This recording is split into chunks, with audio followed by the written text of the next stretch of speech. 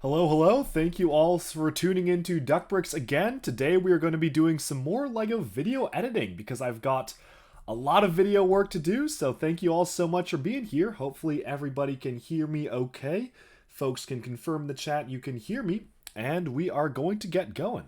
So today we are going to attempt to get me back on schedule for my Duckbricks videos. This is what my schedule looks like right now, which is I'm a little behind on videos, or at least I was a little bit behind. I just finished and published the Prime Empire series of Ninjago Retold just this morning. However, the Master of the Mountain one is supposed to come out this Friday, and I would like to try to at least see what I can do to hit it. I don't know if I will be able to make it, but we will see. Rocketstar says, we can hear you, and Vezabu says, we can hear you. Thank you so much for letting me know. Appreciate it. So if you've seen a stream like this before, you probably know what is going to be expected. There'll be a lot of me typing and working, but hopefully you can just vibe and maybe do some other work of your own at the same time. I will pretty much just be doing some video work because folks on Twitch get a behind-the-scenes look at my own video production process. So without further ado, I'm just going to get going here.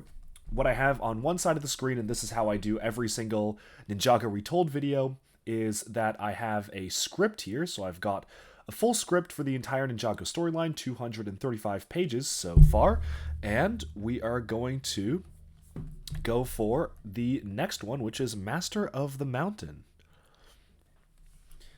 Brick Guy 42, did I see one of the LEGO Dream sets got revealed? I did see it. I wish I could talk about that, but I think the reveal is imminent. Like, I think the actual reveal is scheduled for tomorrow, is it? Let me just check my videos. Yeah, okay, so we've got all the sets being announced tomorrow. Oh, probably shouldn't show that yet, but yeah, so tomorrow at 5 a.m. Pacific time, we will have a chance to see every single set, and I already have the video ready to go and published on YouTube, or not published on YouTube, it is uploaded on YouTube, so you can tune in at 5 a.m. Pacific time tomorrow. For some reason, that's the time that LEGO has told me, or I can release my video showcasing every single one of the Dream sets, which is going to be super exciting. Saw the Creator sets kind of mid. I thought the Creator sets were pretty good. The space roller coaster is kind of cool. I thought that was pretty cool, but I guess it's not for everyone.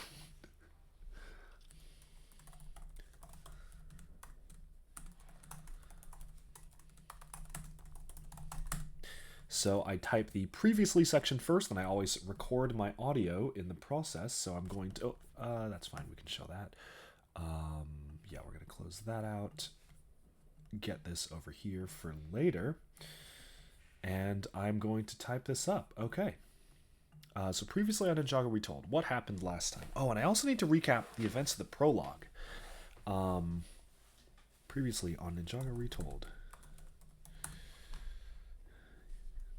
When are the Ninjago sets being revealed? It should be within a few days. I believe the date is oh, I don't know if I can say the date. It should be soon. It should be soon.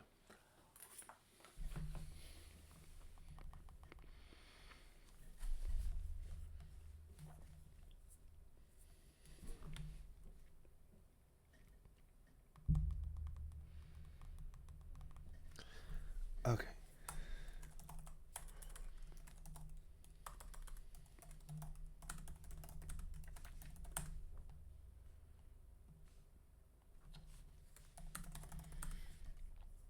Nicholas says, hey Chris, a funny story. You're convinced you literally fell asleep yesterday while watching the stream. When you woke up, the stream showed broadcast ended. Well, thank you for lasting that long. Appreciate it. I know you're in a completely different time zone as me, so I do appreciate that.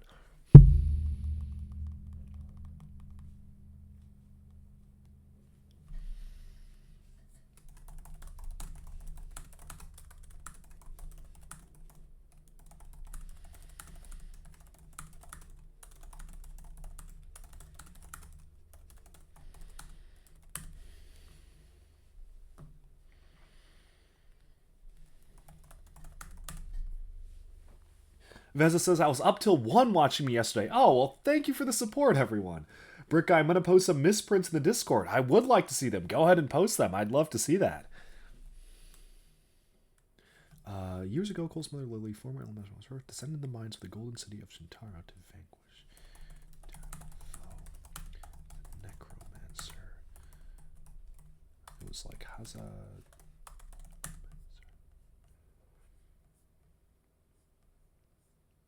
Was that? Oh no, no, it was Griefbringer that she had to fight. This is wait. I need to actually read through my script because I don't remember all of this. Okay, golden. Okay, so they right. It was Hazador and Griefbringer who controlled Shintaro, and then blah blah blah. He grew old and he died. Okay, so he grew old and died, and Griefbringer attacked, but then Lily went there. Okay, right. Speaking of Discord, did you like the mock? Yes, I saw both of yours, Veza and Nicholas. They look really cool. I love all the detail on them and good digital designs. I really do. I think it's always cool to see folks mock. So thank you for posting those. With Minds of Shintaro, Blades of Deliverance. Okay. Yeah, okay. Shintaro ruled by a corrupt king, blah, blah, blah, blah, blah. Yeah. Okay, cool. I think I got it. To vanquish a terrible foe. The dreaded Griefbringer dragon of the long dead necromancer Hazadur. Years ago, Cole's mother.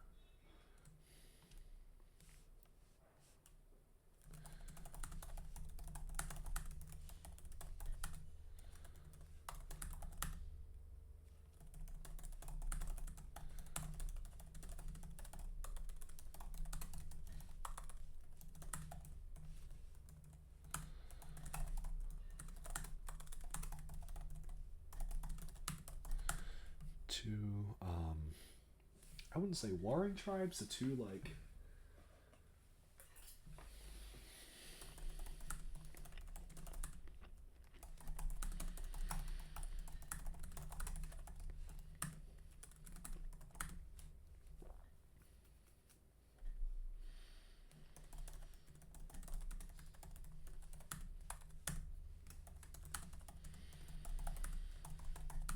oh, and I need to talk about Harumi as well. Huh. Skipper05 says, hi, hello there. Thanks for tuning in. BrickGuy42 just posted them in Discord. Just Too Good is trying to get the Alex one. Okay, I'm looking forward to seeing those after I do some work. Just make sure that I am not getting called into any work stuff. Nope. Okay.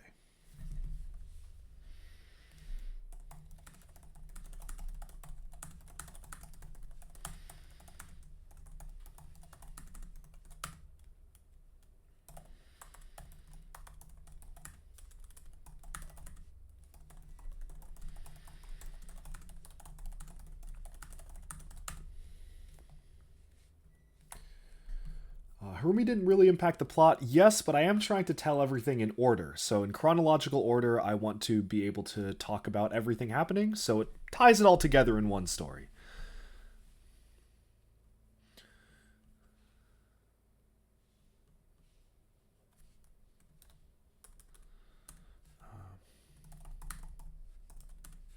Forcing them to who enslave the creatures beneath the mountain, forcing them to mine for element, venge stone, and make.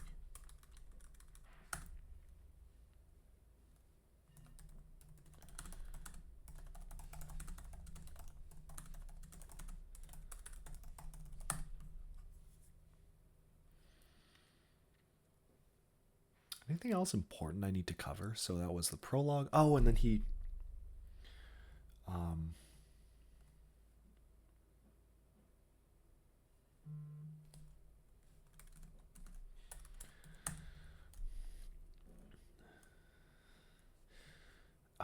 talk about the Upley. Okay, how do I work this in?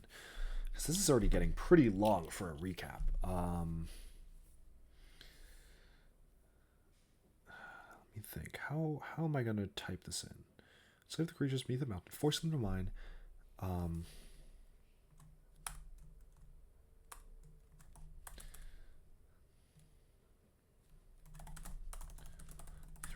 heroes from across the realm were summoned to retrieve the old skull.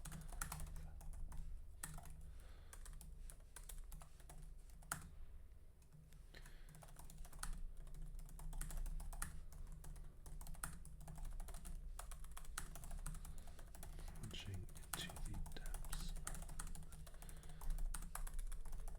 as he completed his transformation into the terrible.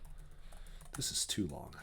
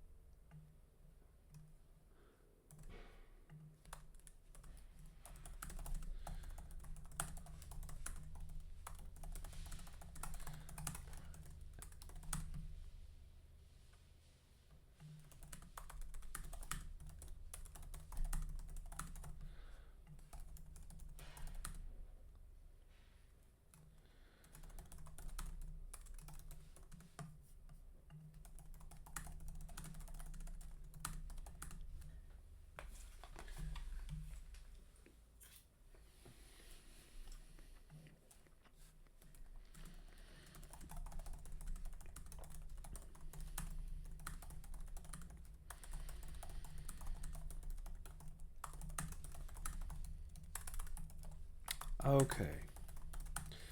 I wonder when they will make a new Ninjago modular. The answer is in a few months. Oh, Marvel modular. Yeah, I don't know. I hope that they make more soon, yeah. Okay, gonna make sure that I've got... my microphone is the input. Okay. Feels a little bit long for a recap, but there was a lot of stuff to cover, so I'm gonna read it out loud now. Get my microphone in.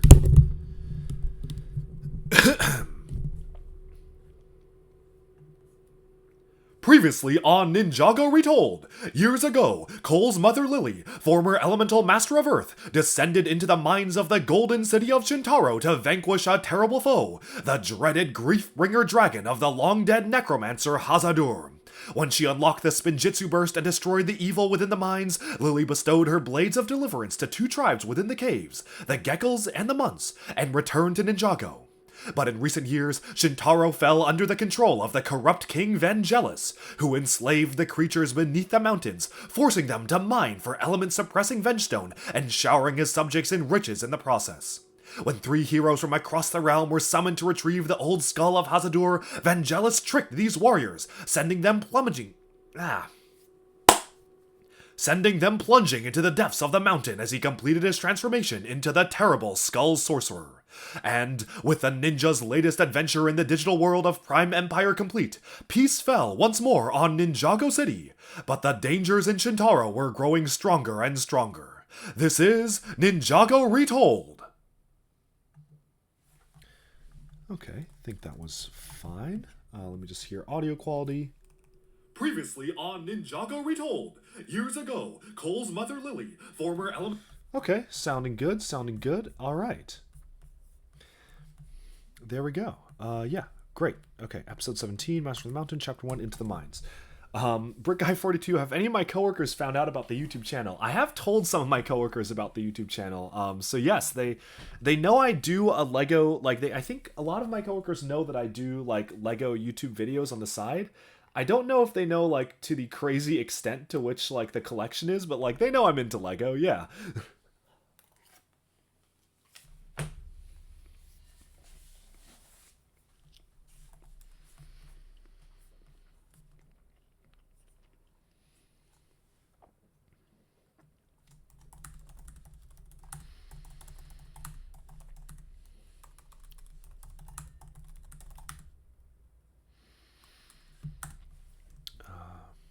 what am I doing? I'm working on the next Ninjago Retold video, which I'm hoping can come out this Friday, but we will see how much progress I make today.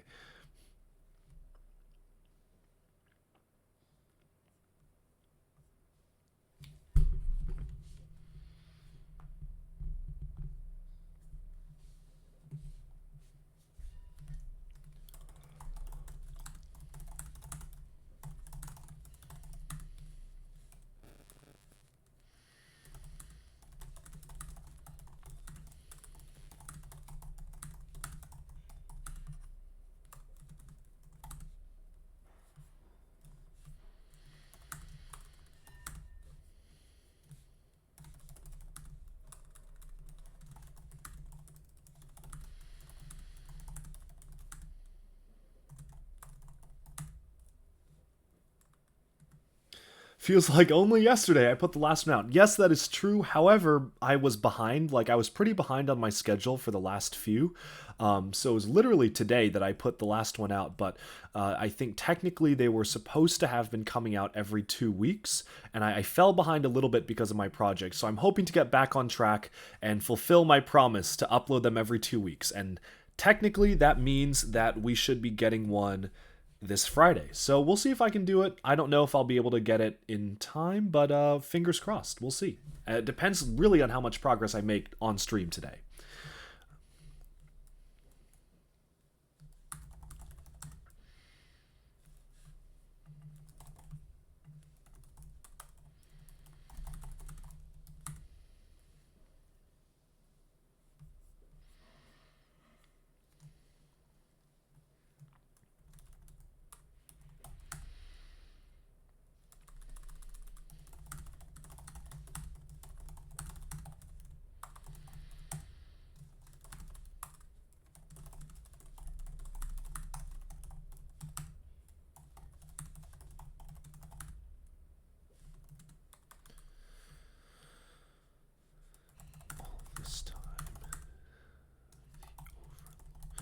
Cannot believe I have to talk about the Overlord in this one.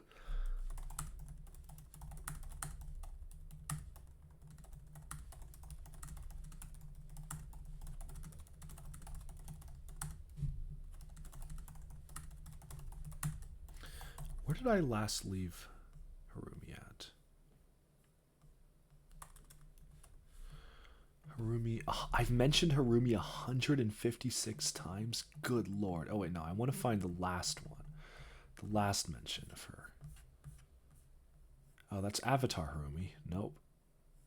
And the betrayal. Okay, so he mentioned it to Akita. Oh, okay, here we go.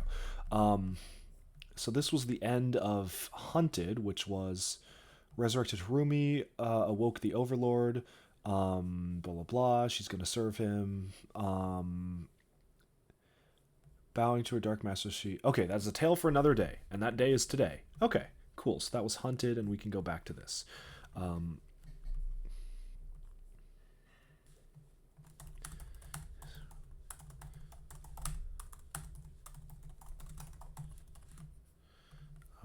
Resurrected servant Harumi. Did I ever have a Dark Age? No, I did not. I got into Lego when I was probably around 9 years old, 8 or 9.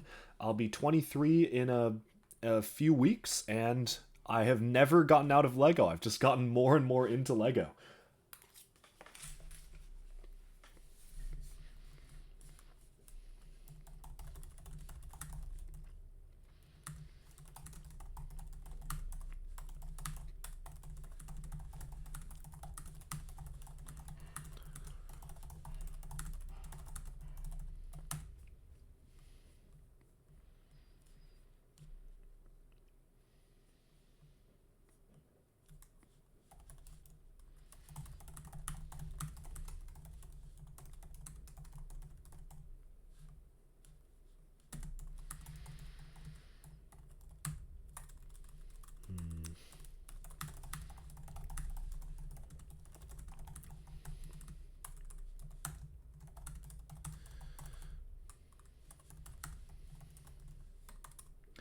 Brickguy42, I got into Lego from when you were born because you have siblings and you've been into it ever since. Getting more and more into it. Awesome. That sounds a lot like what happened to me. I don't have siblings, but I have a cousin who gave me all of his Lego when he went into his own dark ages, and that was really what got the switch flip for me to get into Lego. So very similar thing.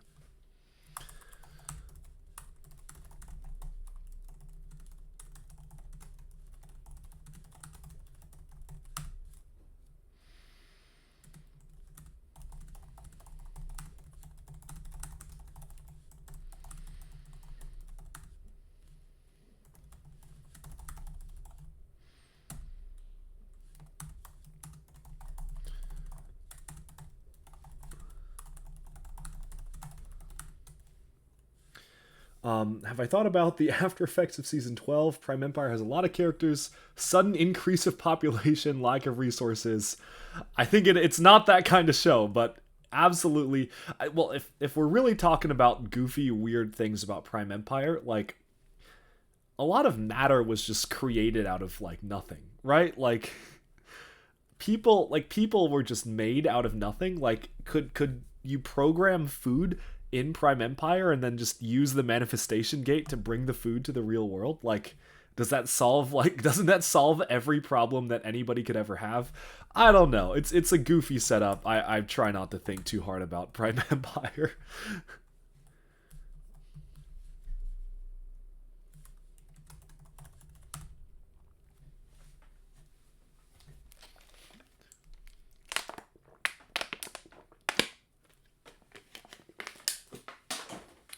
So private.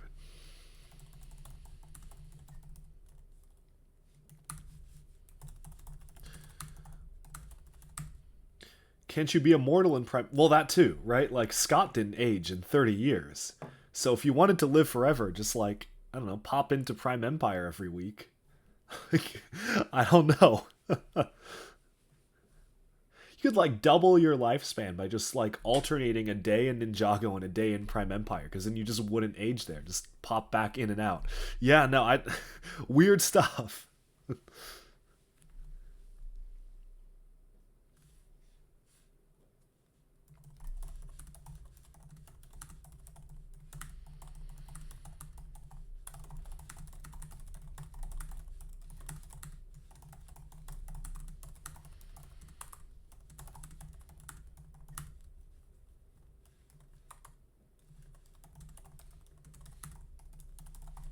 Logan Brickfilm says hi. Hello there. Thanks for tuning in.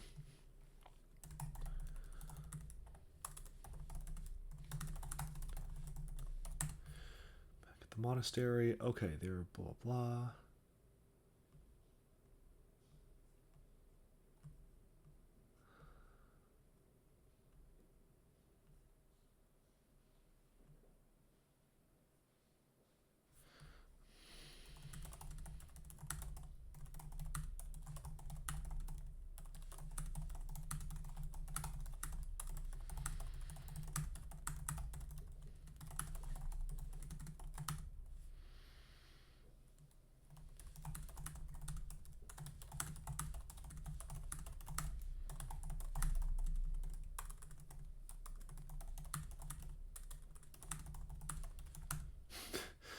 I guess crystallized balance it out because tons of people died. I guess so. Brick F42, they said people can come back and leave when they want. Is that how they're going to survive the merge to go into Prime Empire? Well, I don't know. I don't think...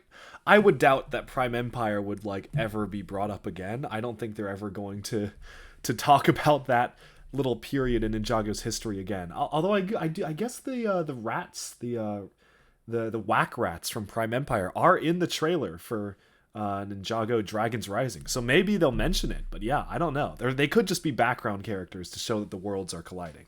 We'll see, I guess.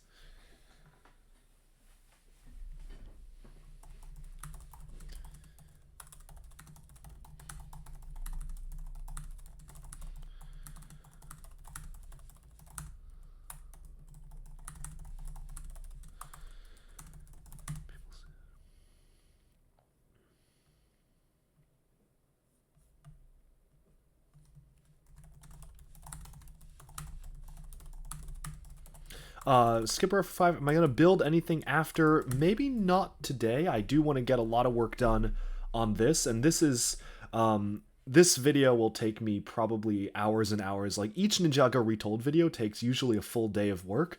So I don't think I'll finish the video. I mean, I know I won't finish the video on stream today for sure. But I'll probably be, while I am streaming, I will be working on getting this video done.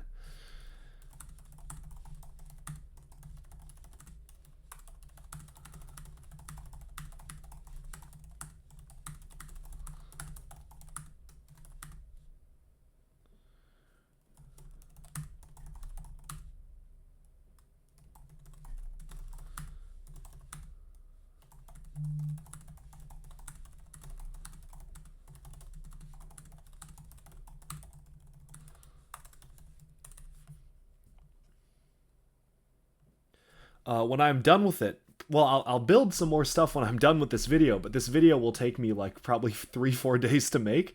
But I might do some builds like in the next few days to intersperse with stuff. Yeah, we'll see what we do.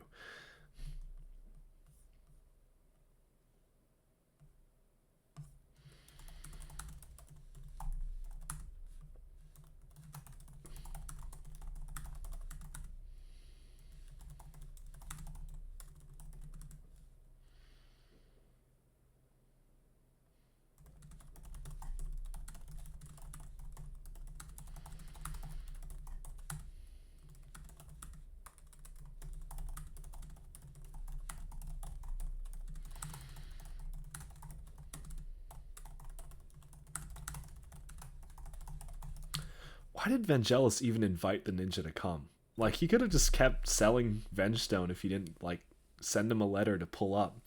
That was kind of stupid. I don't know why he did that.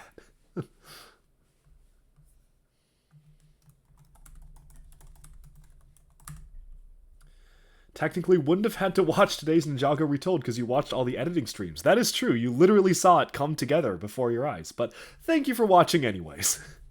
And I guess it's a bit different if, like, okay, I'm playing it interspersed and then recording the audio and then putting in soundtrack and talking at the same time. You know, it's a bit of a different vibe.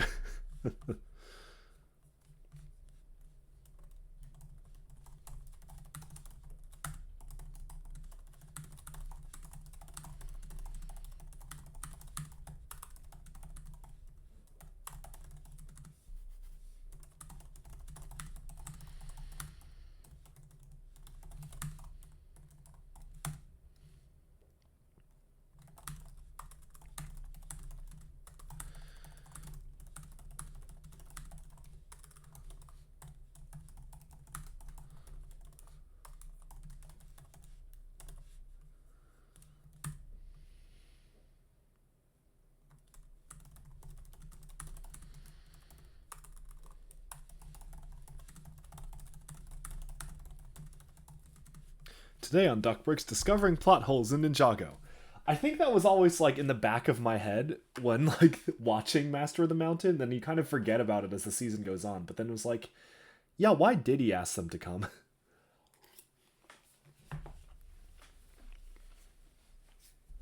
Rotake says, I haven't seen one or two of the ones prior because you like to binge a couple at a time. Makes total sense, and at the end of everything, I'll be putting together a master video that has... Kind of like with Bionicle Retold, I have like a 9-hour video, except for Ninjago, it's going to be like 20 hours or something stupidly. Probably even, no, 20 hours is probably accurate, I think. 20-ish hours. Yeah, that's going to be fun. It's going to kill my computer to render it too. Oh, I'm looking forward to that.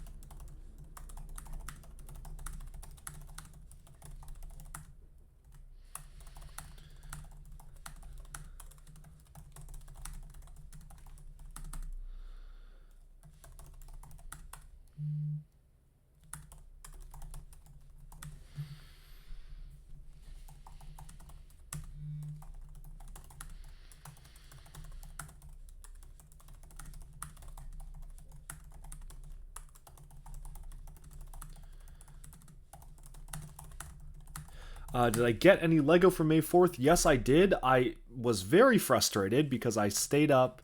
I think it's still on my Instagram. I was like trying to purchase from the site for like and I think 2 hours last night. It just wasn't working. Yeah, it was like, yeah, this is what I posted yesterday. I was like very angry. It took like the site just kept crashing over and over again, and it literally did not load for I think 2 hours. I was unable to make any purchases for 2 hours on Lego.com because their site is just so bad. And like if you read the error messages, they're like so unprofessionally done as well. Like this is just like a 503 error. Like I mean, basic web design, just have that redirect to something else. But no, it's like kept on crashing over and over again. This is like the one I posted. I saw it on Reddit initially, but I had to repost it. It's like servers around the world, and that's Lego's server. So this is yeah, it was a fun time. I was able to get everything they released yesterday, so I'm glad I was able to do that, but took me 2 hours. Shouldn't take me 2 hours to purchase a few sets from Lego.com, but it is what it is. And this morning, a friend of mine went and brought back the Disney minifig series, which I'm hoping are 100% accurate. So looking forward to opening those, because that you can't really buy online.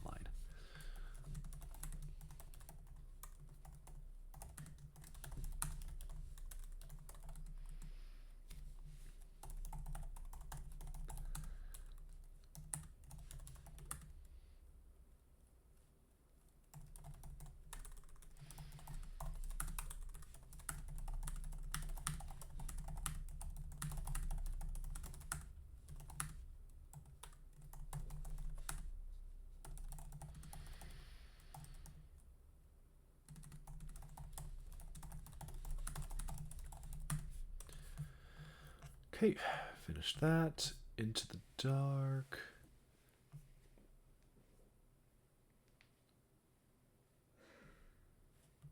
I like how the Ninjago wiki says things. When Jay pointed out that Vanya likes Cole, Lloyd grows suspicious of Vanya. Okay. Um,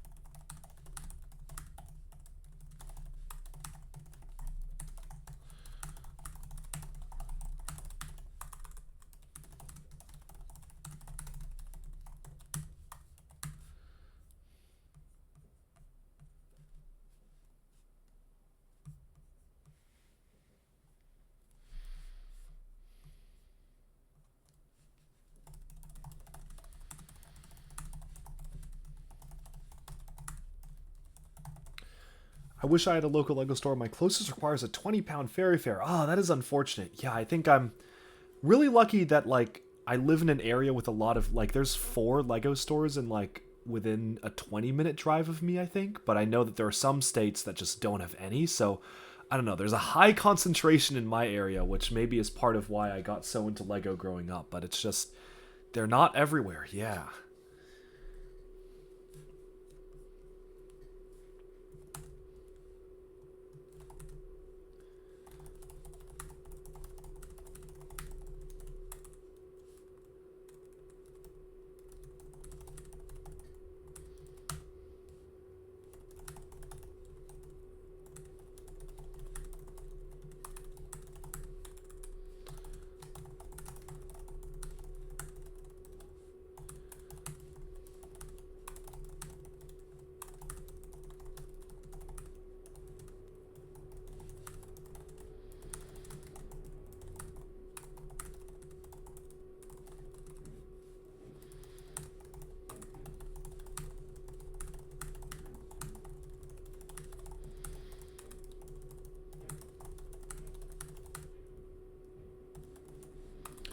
Favorite animal? I mean, I feel like the answer has to be duck, right? Like it's got to be duck. I think the answer has to be duck for Duckity and duck bricks. What about yours?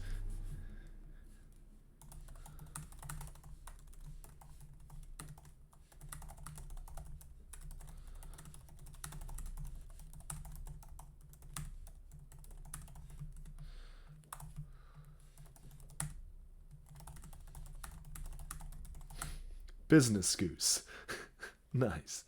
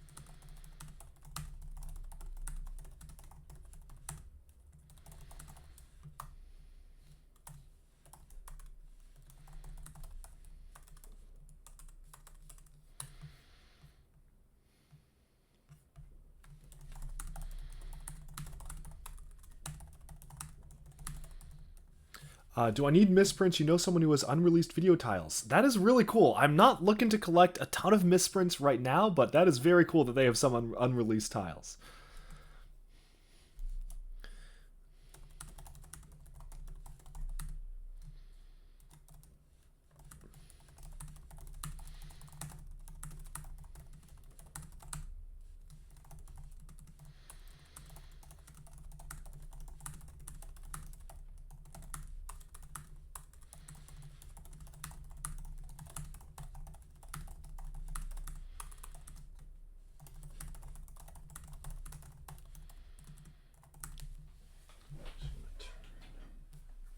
Okay.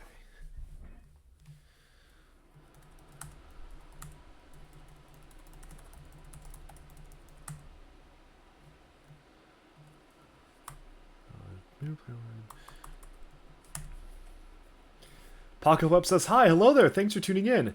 Brick Guy 42, can I bring over Steve the Dino? He's down in the basement right now and I gotta get some work done, but maybe in a future stream. Wasn't there a Lego factory where the workers purposefully made misprints to sell? Yes, there is. That still happens. It's kind of funny how they literally, like, the factory workers just mold interesting pieces in weird colors just to, like, sell them. Usually they just take Darth Vader's and do them in weird colors, because those sell really well. There's a big market for them. Lego, of course, vehemently denies that these are official Lego products, which they're not. They are not official Lego products, but they are. They certainly exist. I actually just got one of them. I got the transparent red Darth Vader. I don't collect misprints, but I wanted to get that one. That one was cool.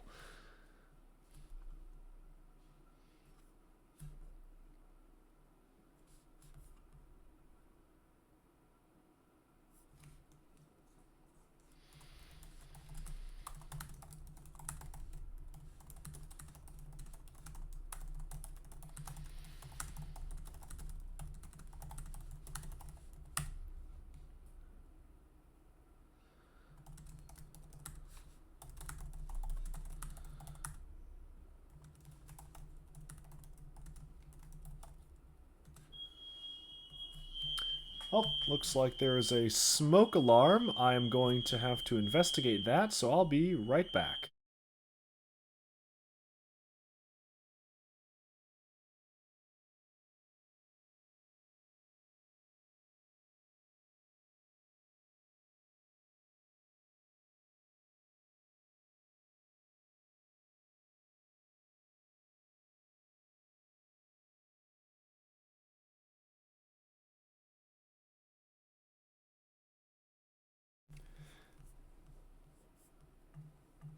Okay, the house is not on fire. We just, some cooking's going on. Thanks for checking in. So yes, we are good to go.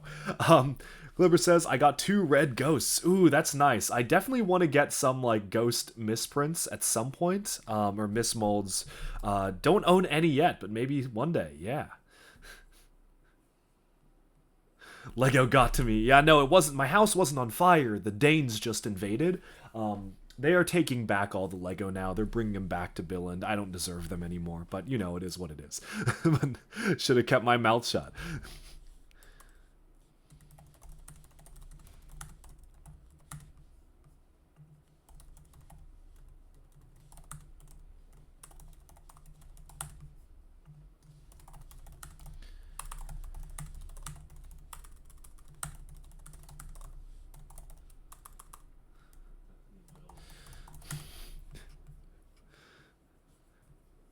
It is, Chris. I'm really busy with work on Monday, so I probably can't stream Lee.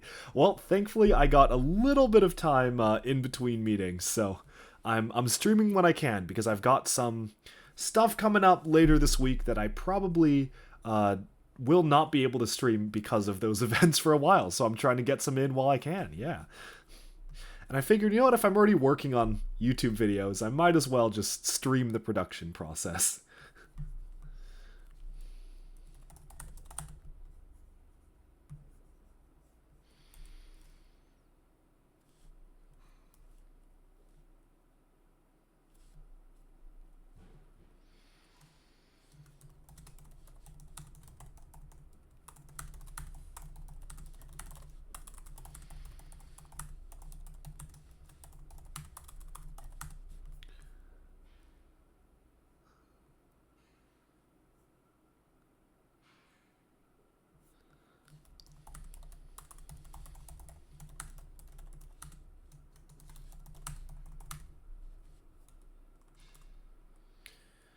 Anyone get things today? I was able to get the Disney minifigure series, so quite excited for that, as well as everything else that got released last night, although it took me 2 hours to do so. So that was kind of annoying. Lego's site just kept crashing. Did anyone else get anything new today?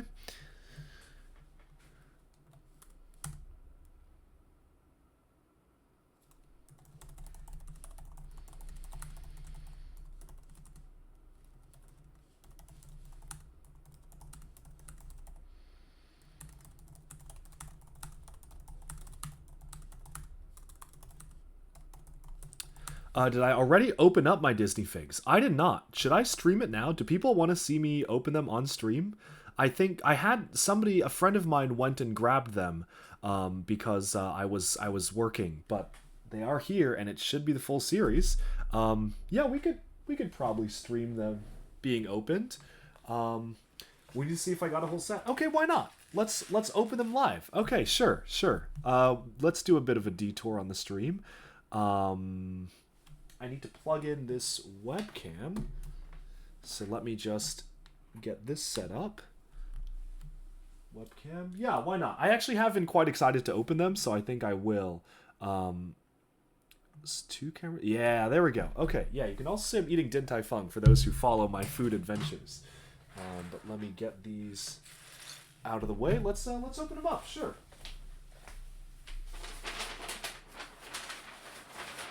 So the person I sent, I believe, did check some of them to make sure they were the ones they wanted. So they did get certain ones. Yeah. Then I can upload it to Duckbrick's YouTube. I don't think I'm... actually, since it's a clip, I'm probably allowed to. So, yeah, you know what? Why not? It is not the whole Twitch stream. It's just a clip.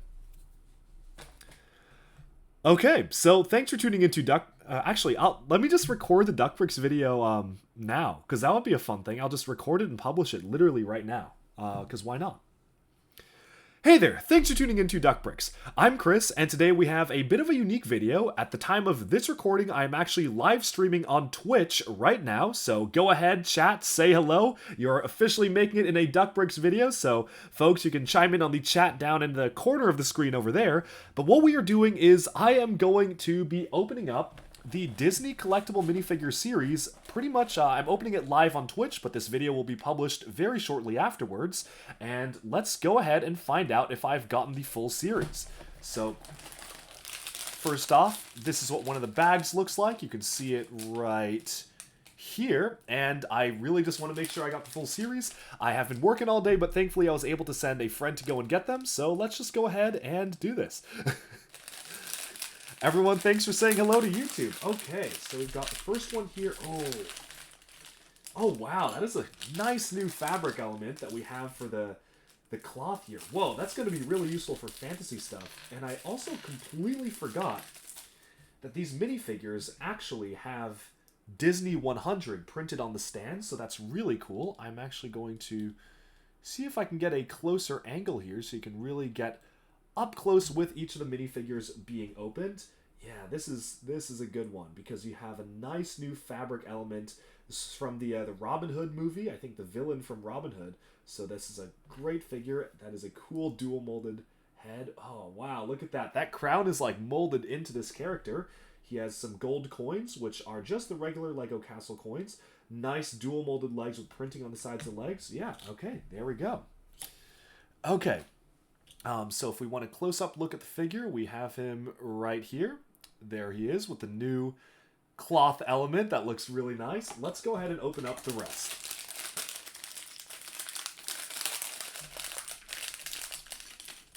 Ooh, nice. Okay, so this one is Princess Tiana. This is a nice new spring greenish color for the character here. What I want to do is I do want to keep one of these. So I'll probably keep one nice bag for my own Lego Manuals collection. Dual molded arms, looking good. Okay, very nice. And there's no cloth element, but this is using a slightly new skin cone element, which is very cool. Brand new mold for the hair. Ooh, I hope that that hairpiece does not stay exclusive because it is a really nice hairpiece. And of course, you have the frog. No printing on the frog. We never really do get printing, but that looks very nice here. We have, there's the camera. Yeah, right here. So, another one off the back. Oh, and this is a nice tile as well. Tiana's Place. Okay, nice. So you've got a nice 2x3 printed tile as well. Okay, let me see. What else have we got here? Open up the next one. Gonna open this very carefully. Ah, Mulan. Nice. Okay. I've been wanting to get a minifigure of Mulan for a very long time. I'm very happy that LEGO has finally done it. And here she is. So what we've got is she's got like a happy face, an angry face. We'll put the happy face on for now. Looks like the same hairpiece that we've seen from the other types of stuff from the Disney Princesses mini dolls, but that is totally fine. She's got the cricket and the sword, and that's looking good. Okay, so let me just get that all attached. All right, very nice. Again, dual molded legs. Great to get that kind of detail on a figure. On to the next one.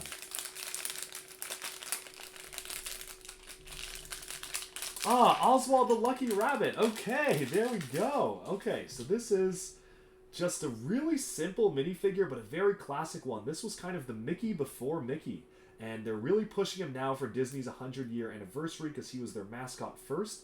Look at that. That is a very goofy new molded head, dual molded, white and black. Very cool. Dual molded legs, of course. Super simple minifigure, but he looks good. Nicholas and Jaga Trading Card Game says, you're going to try to get 3 copies of the Duck Bat Stunts tomorrow, one of them, to have me sign if you ever fly to Seattle. Oh, well, that's awesome. If you ever make it over here, I absolutely would be happy to sign that. Okay, let me just open up. Oh, this one is another really good one. Mr. Dr. Facilier, I think, from, what was it? Princess and the Frog as well? I think he was he the villain? Yeah. Okay, this is a cool one. We have a top hat with a skull printing on it. That is very nice. I love seeing that. We've got his cane. It looks like we need to have the transparent purple part on the top of the cane as well to kind of reflect that gemstone. Looking good. And then we have a tarot card type thing here that is going to be just a nice accessory to have in general. There we go. Another minifigure off the bat. Okay. Let's see what is next here. We have another one just to fully open up.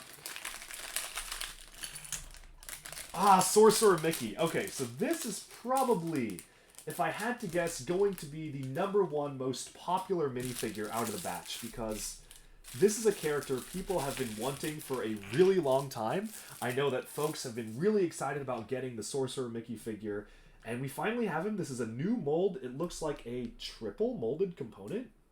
Is that? Yeah, no, that's triple molded for the head and hat combo. Blue, black, and tan, so looking really good. Of course, you gotta have his iconic mop. Very, very nice.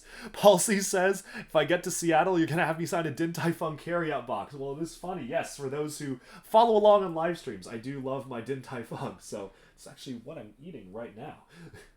Okay, so let's get Mickey's bucket and mop here. Okay. There we go. Let me just see if I can attach it on the handle. Oh, I was so excited for this one. I'm very happy to get that. Ooh, the printing on the side of the leg isn't great because it's bright red on black, but, you know, not too bad. Just something you have to point out. Okay.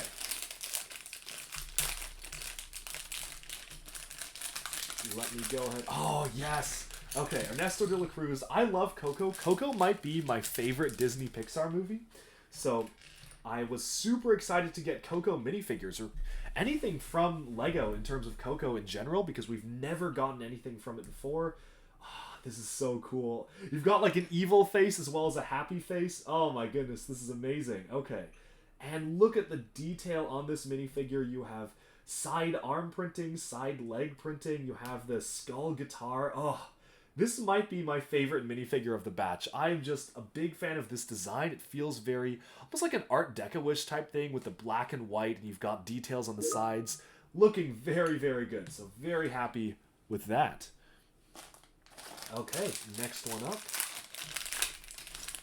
Oh, hey, there's the other Coco figure. Okay, awesome, awesome. Oh, interesting. I probably would want to get 2 of these then, because he includes the regular face for him, I think Miguel, and then he also has the skeleton face. So I want to show him with the skeleton face. because that's the most accurate one. But then you just have his regular head here as well. This, I did not realize they did that. I did not know he comes with his regular head. I mean, maybe it's now a little bit morbid. He's holding his regular head in his hands, but I feel like I need to get another one of this now. Like, I feel like I just need to go out to the store and buy another copy. Ooh, printing on the sides of the arms. That's great. Oh, and you have the dog printed as well. Nice. Okay. Very cool. Oh, man. Now I want to get another one. That's how they get you. That's how Lego gets you. Okay. Oh, man. All right. Next up, we have the Fox Robin Hood as himself. Okay, looking good. Oh, nice. Comes with a nice colored painted tail element, which is the Rocket Raccoon tail element, but it is painted with lime all around. Okay, very nice. Brand new headpiece as well, and lots of spares, which is very cool. Yeah, this is a nice new headpiece. I really like the expression. The expression on this one is so good. Like, you can see the look of the figure itself. That's really nice. What is my favorite figure so far? Definitely the ones from Coco. Brick Guy 42 asked that. I love Coco, so I'm biased. So definitely are the Coco ones are my favorites. But we'll see. We will see. Okay, another nice new cloth element. Oh, Cruella de Vil. Okay, nice, nice. All right, let's see what we've got here. We have, new mold for a Dalmatian, which is very nice. We've got dual molded legs printing on the sides of the legs, which is looking very good. Let me put on this cloth element. Is this the same cloth element as the other character? Oh, no, I think it's... Oh, it might actually be the same, or if not, a very similar cloth element to the king there. That's interesting to see, but let me just get this fully attached. Yeah, that is a good cloth element. This is looking very nice. Very, very cool. I'm going to wrap this around like so. Okay, no, it's slightly different because it does require you to wrap stuff, but yeah, looking good. That cloth piece is very nice. Of course, we got to have her have the kind of the dog tail type thing here, and of course holding one of the Dalmatians. There you go. Oh, let's actually, I'm going to put that on the stand so it doesn't fall off, but there you have it. Okay, what's very cool also is that they've actually done 18 minifigures here. So usually they have this one might be one of my favorites, the Stitch figure. But they did 18. Usually they've done less, but 18 is very good. They could have even done more. But the Stitch figure has resurrected, or actually I don't think it was ever dead, but we only ever saw it from the Solo, a Star Wars movie.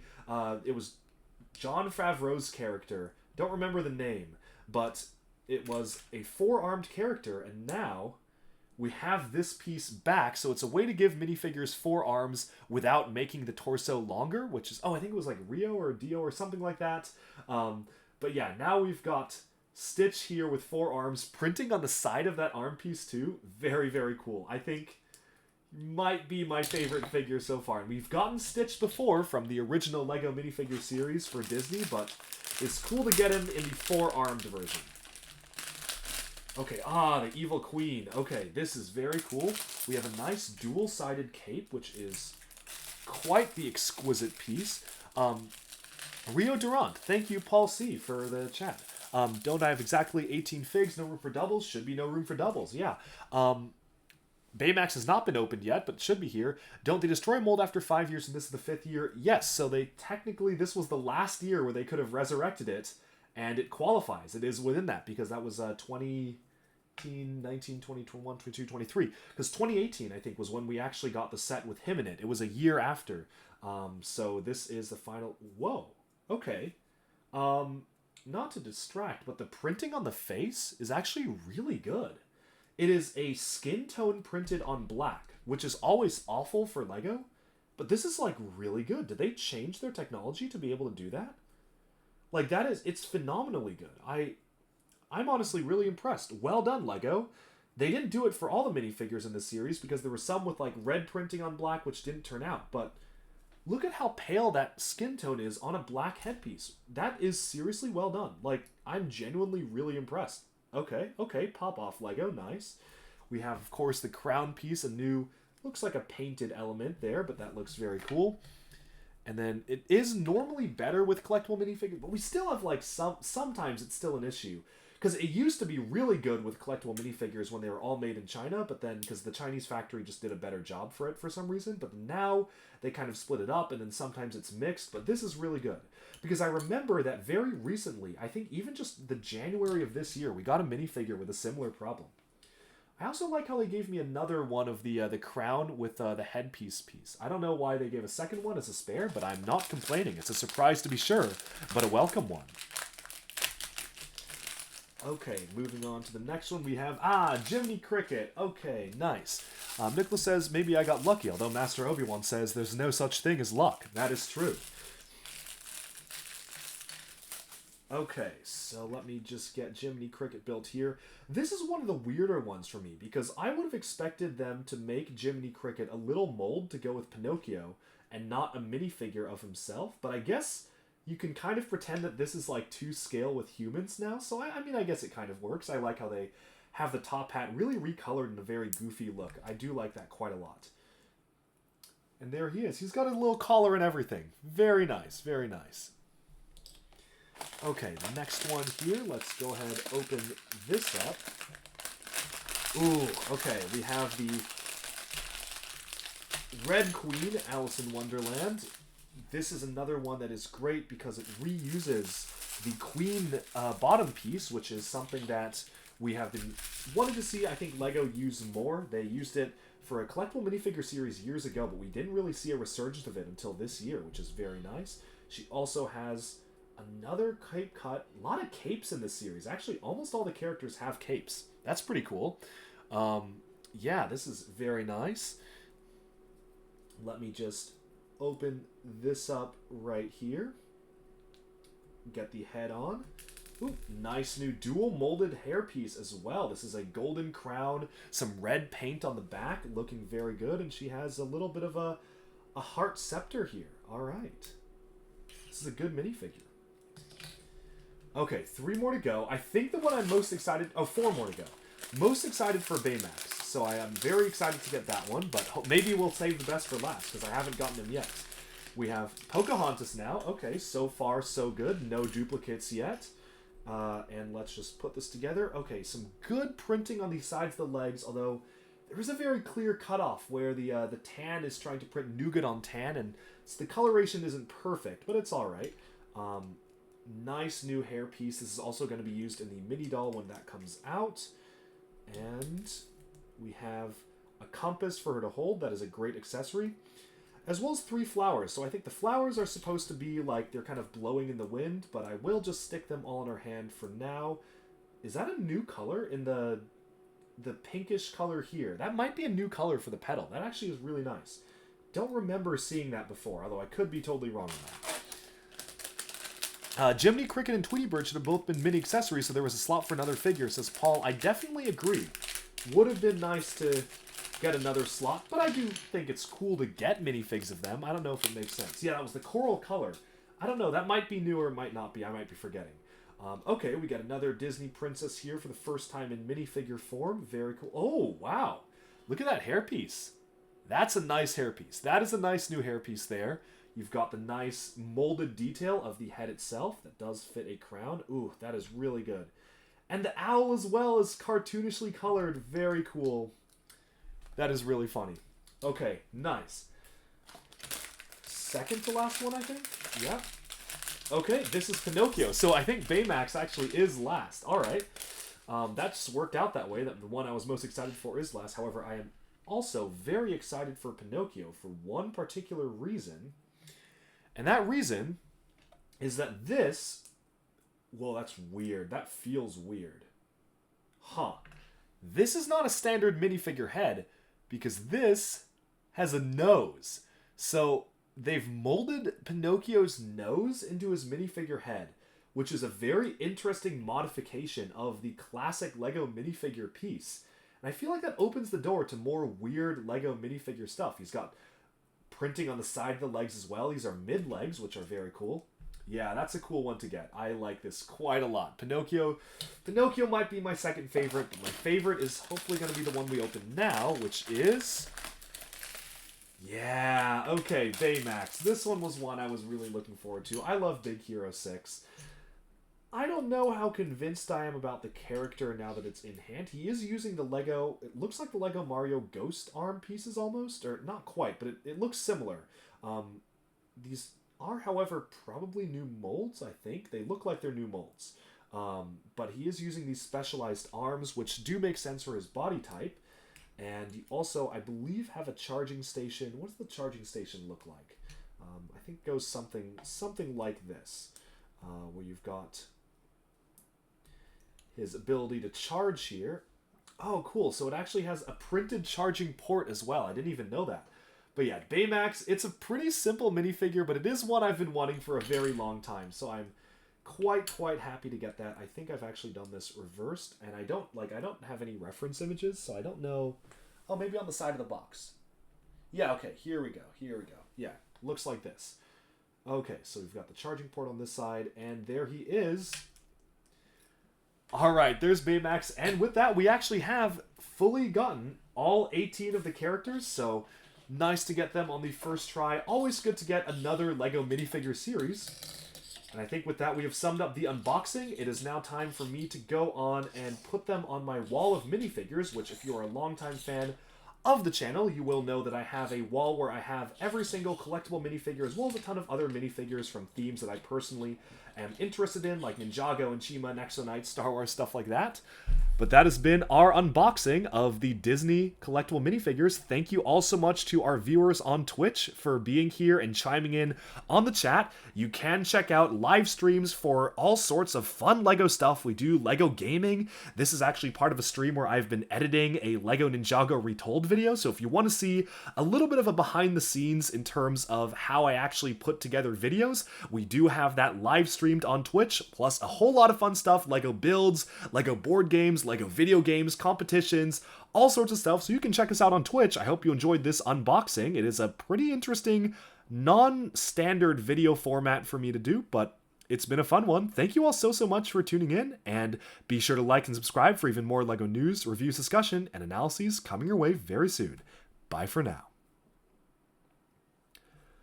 Okay, well, thanks everybody who was able to pop in on that whole YouTube fun thing. That's I'm not leaving, actually. I will be continuing streaming, but I will just take that little clip, put it on YouTube probably later today. So all of you who are watching right now, stay tuned to the YouTube channel, because we will actually be doing that exact clip being posted on YouTube. So I think that'll be a pretty fun thing to do.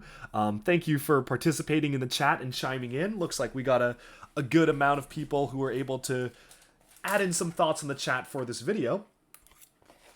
And now it's back to our regularly scheduled video editing content. Okay.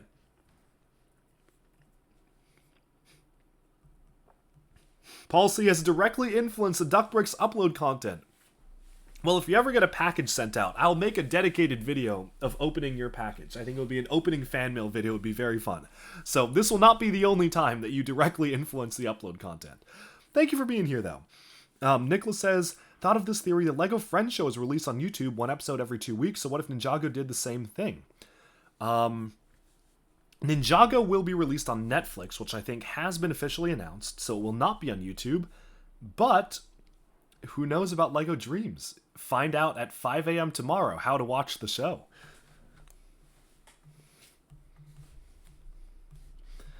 Okay, let me get back to, where was I?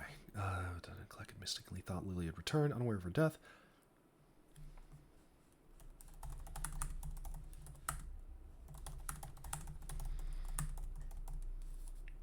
Speaking of molded noses, no, I know where this is going. Yeah. What do I think of the new Batman Cap and Wolverine minifigures? Or not minifigures, buildable figures. I think I need to have them in hand. Batman's good. Ooh, can I actually talk about these? Have these been officially revealed, or was that a leak? Oh, they've been officially revealed. Okay, cool. Thanks, Brickset. Yeah, Batman's good. I think Batman is actually really good, because I feel like if you look at it, it kind of looks like an animated series Batman vibe. Like, it feels almost like this is from the animated series. The cape is going to be really useful for Bionicle stuff. So Batman's really good. I do like Batman. How much is he? Like 20, 25 probably? What? 38? Oh, not good. Not good at all. 38? What? No. The Spider-Man ones were 25. Oh, well then no. What? Oh, jeez. No, no, no, no, no, no, no, no, no, no. No, way too expensive. Wolverine, uh, uh it's a little, the head's too wide, I think, because they're forcing themselves to use the one size fits all mask piece. Everything else is okay. Like, yeah, the claws are a little long, but if they didn't want to make a new mold, it's understandable. The head, I don't know. The head feels too wide to me. Like, if you look at the head next to, like, this this is not the same thing, Lego. I feel like at least if they made, like, the side of this printed, or I don't know, this is like too wide. I think the head is too wide on Wolverine. Captain America, though, man, that face. Oh, the funny thing is, I was like these figures' biggest defender when they were first coming out. Like, everyone was saying they were bad, and I was like, no, no, they're priced really well. They're like $25. The Spider-Man ones are great. Iron Man was awesome. Like, let's see more. We've seen more, and I think I liked the initial ones. The nose is a little bit uncanny for me. I think Lego hasn't quite figured out how to do human characters yet. And that little, like, short little neck. And, you know, my big issue with them is that they still have the arms mounted too low and the shoulder armor just moving upwards. That was a big issue with the articulation. And they have not fixed that yet. Maybe they'll fix it in the future. I like the torso. Like, Captain America's torso is really well done. Like, it's actually brick built really nicely. Like, you've got a nice waist, but not the head. Not the head. Yeah, I like the build for Captain America. In fact, I like the weird thing is that I think the head is the most important part of these, because the build for Batman is not super impressive. Like, I think it's okay, but I'm not, like, blown away by the build. The body feels a little bit too rectangular, but the head, I feel, actually is done really well. Like, this feels like Batman's cowl. So I am much happier with how this figure looks than I am with the rest of the figures, because if you look at the build for Captain America, like, neck down, everything's great. Like, I like the way they've done the arms. The color blocking is really good. You have some nice ingot pieces being used around the waist. It all looks fantastic. And you get to the head and it just doesn't look right. It just doesn't look quite right to me. And I think the same can be said for the Wolverine one, where you also have got this very awkward, like, wide mask. The build is good. Like, the build is fine for Wolverine, and they've got, like, there's what he looks like in the animated series, but it's just the mask. It's just not right. It literally looks like it's that meme with two Batman kissing. Like, it's just, look at that. Even more than, like, usual now. Like, this looks like side profile Batman's face. I don't know. Wolverine's head suffered the most. It looks like he has weird antlers. Maybe it will look better in person, but I don't know. Batman looks good. I think Batman's pretty good, actually. Oh, and there's also one more set, the Black Widow and Captain America motorcycles. I think it's actually pretty good to get an Age of Ultron set that is not a 4+ motorcycle build and actually good motorcycles. Like, these motorbikes are actually kind of cool. I'm happy with this one. Yeah, I do like this one a lot. The minifigures are great, too. The Age of Ultron Black Widow, great to get that one. Yeah, I'm happy with the minifigs. It's just, man. And 38, is that the US price? Let me see if I can find these, because that's 38 euros.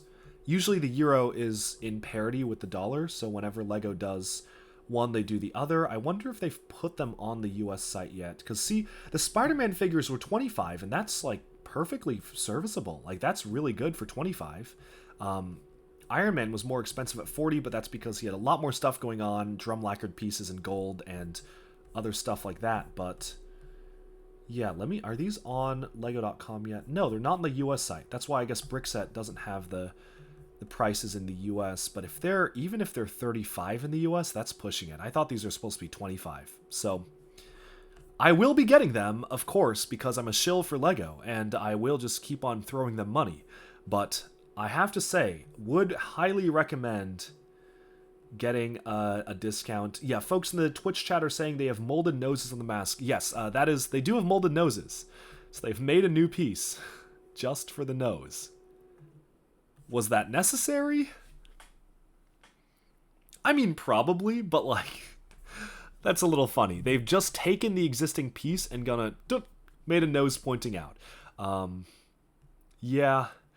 Flashbacks to the Star Wars ones, no, these are worse, I think, than the Star Wars buildable figures. The heads, at least in terms of the heads. I'm of the opinion these are a little worse. Because the ones from Star Wars, like, especially if you go later, like if you go into the later ones, like, okay, this is not bad. Like, I know a lot of people clown on the heads, but this, like, looks like his head. It is very nicely molded, and the good thing, it's because they made a new mold for every character. Like, this looks like Han Solo. Like, it looks like him. It's uncanny, yes, but it looks like the character they're trying to represent because they had the budget to make a new mold per character. Like, yeah, like, this looks like Rey. You know? It's a little bit goofy, but it, like, works. These ones, they've been trying to, like, lower themselves on budget so they don't have to make a new mold for every set, which I understand, especially for stuff like this. Making a new mold for every set is really pricey. But this, I don't know if this, like, this ain't it. It works for some of them. Batman, I think, looks fine. I'm pretty happy with Batman. The rest, though, not a big fan. Not a big fan. But, you know, I'm excited that LEGO's doing more construction stuff. I hope that they learn from this. I hope that they continue to do more. Yeah, I mean, they're not bad. The builds are good. The builds are actually really good. Ant-Man was great. The one that came out today, the Ant-Man one, was fine. Like, that one was good because he's wearing a mask. This one and Wolverine. Captain America and Wolverine are the worst ones for me because, for different reasons. Wolverine, the mask is too wide. And Captain America, that just... it's too goofy. It's like too flat. They tried to mold the nose, but they didn't mold anything else. And it's very clearly the Iron Man head, but with a nose sticking out. I don't know. I feel like they need to do molded heads for these. I know that they don't have the budget to do that for buildable characters. I get it. But it would be nice. It would be very nice. Okay. Anyways, back to our regularly scheduled content. That one might be a video of its own as well. Yeah, he can do this all day. I am actually going to step out and get some water, but I'll be right back.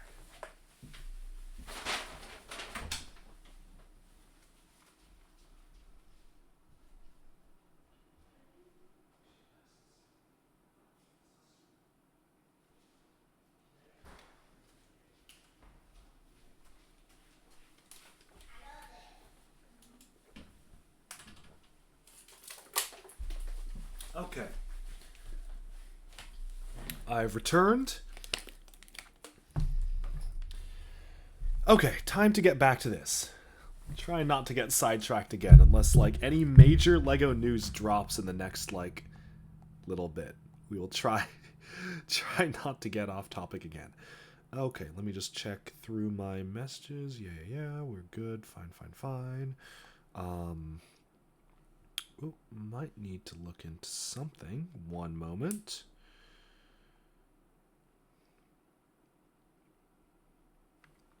Okay, I think we are good to go to get back to... Some Star Wars figures leaked? Really? Oh, well, if they leaked, I can't talk about them. Like minifigures or the buildable figure, like the mechs?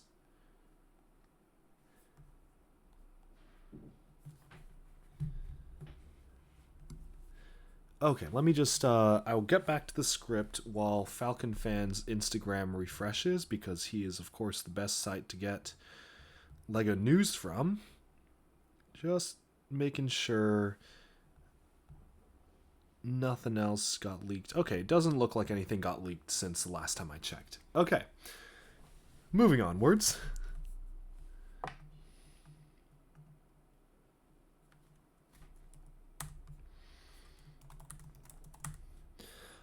Jeru says, I think they should have tried heads with a more complete construction, get to the base shape of the helmets, and use stickers or silk screens for details like mouth or eyes. Yeah, it would have been cool to get something more unique.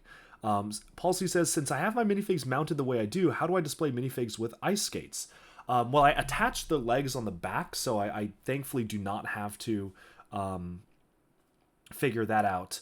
Because with ice skates they just attach on the back, but usually if it's some other type of thing on them, then I'll come up with another mount. Brick Eye says minifigs. Oh yeah, so I saw the minifigures for some of the like the use. I think I saw there was like that was a while ago though. That wasn't today. Those were like that. Those leaks were like I think yesterday or a couple days ago. So yeah, I have seen those, but can't comment on leaks unfortunately.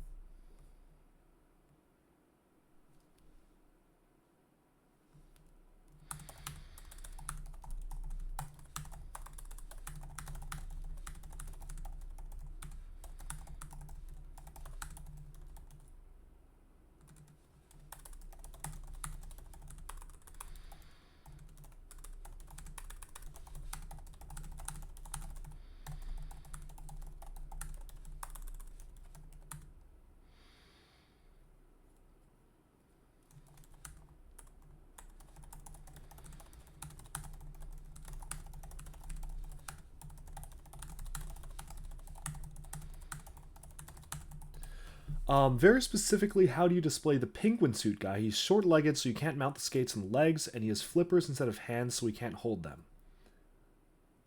How did I mount that one? I... I might have just... I don't think I left the skates off. That's a good question. Oh, I might have put a neck bracket on him, and like you know the neck bracket that has a stud on the back and then attached it on that. I would have to check, but I feel like that might have been what I did. Do I have a minifigure display made for the Bionicle minifigures? If not, I think you should make one. That is a really good suggestion. I also think I should. For I haven't because I don't like a lot of the figures, but I will. Like I will at some point. I really should. I think I should. Yeah. I probably at some point. That's a good idea. I've been putting it off because I'm like, I don't really like how a lot of, especially the 07 ones look. But I will do it. I will.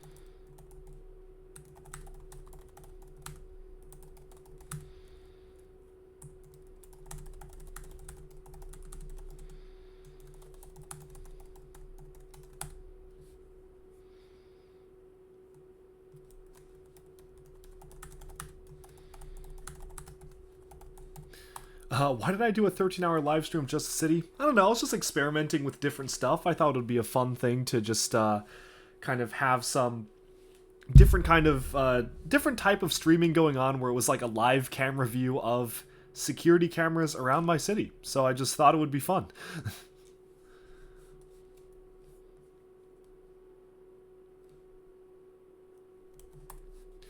Initially it was to hit Twitch goals, but then I went ahead and hit it anyway with like actual streams, so it didn't even matter. Like I did not need to do it, but then I just was kind of curious if like anybody would want to even see that.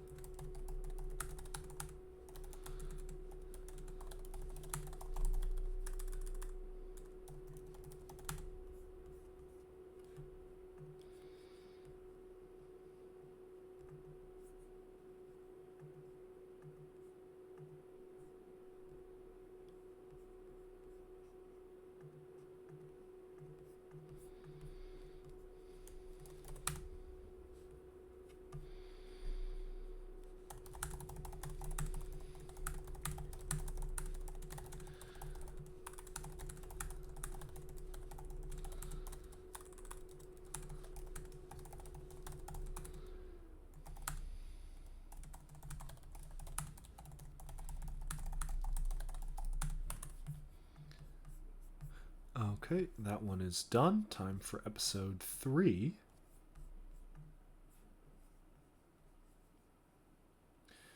Nicholas says, in one of the trailers, Lord is seen using one of the new Spinjitzu dragon powers. So do I think Cole will use the Spinjitzu burst? I don't think they would bring that back again, because that was a very specific thing of having to be underground surrounded by his element. But I am curious to see what new powers they are giving the ninja this time, yeah.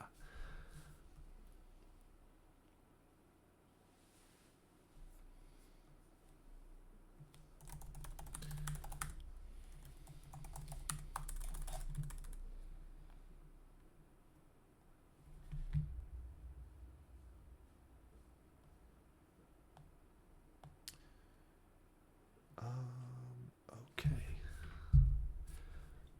Did my meeting get moved? Oh.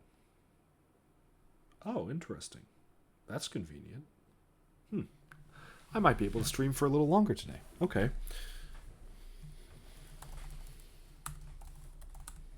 I do need to get some work done for actual work, so I'll probably stop streaming in a couple hours and get to that, and then I'll maybe do some more streaming later on.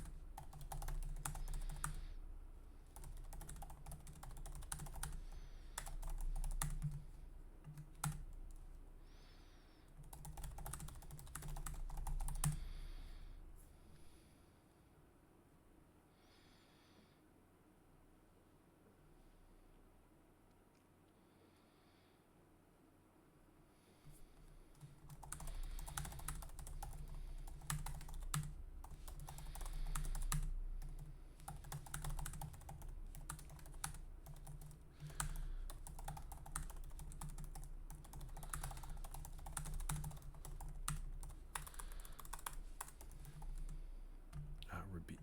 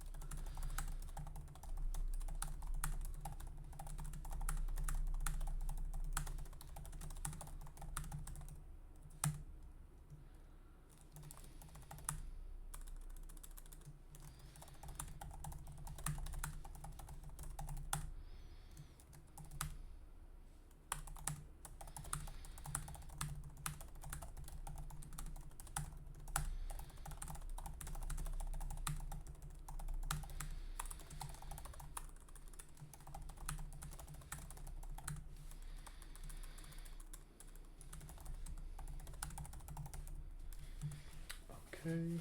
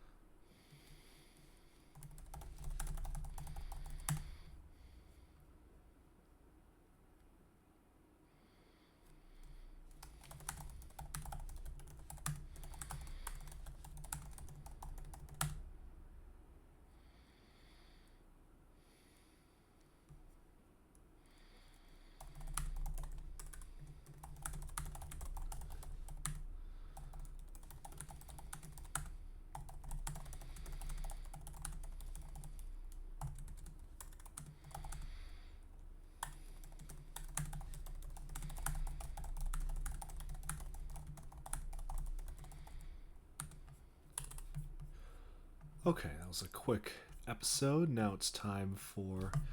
I do want to double check. Was that the one where they first saw the Vengestone stuff? Let me just pull up that episode here.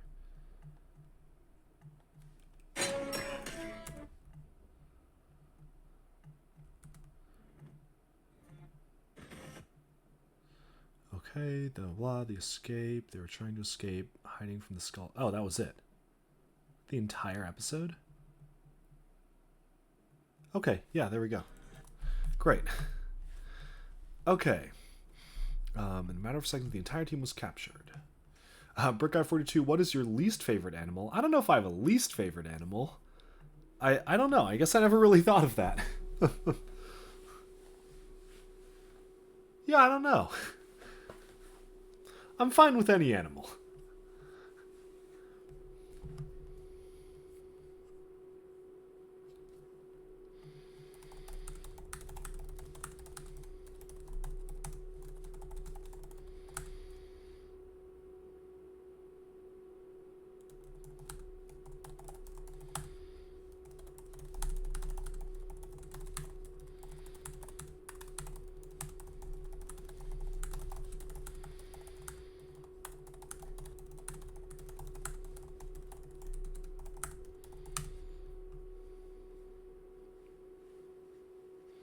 Rotate says, mine are gray squirrels. They can go extinct for all you care. Red squirrels are good, though. Fair enough. Can I build a small set quickly? Don't really have that many small sets left to build, and I do need to focus in on this because we spent more time doing other stuff on stream, but maybe for a future stream. And favorite animal, I think I have to say it is the duck. Where's my duck? Oh, he was around here somewhere. Oh, here. Yeah. Duckity.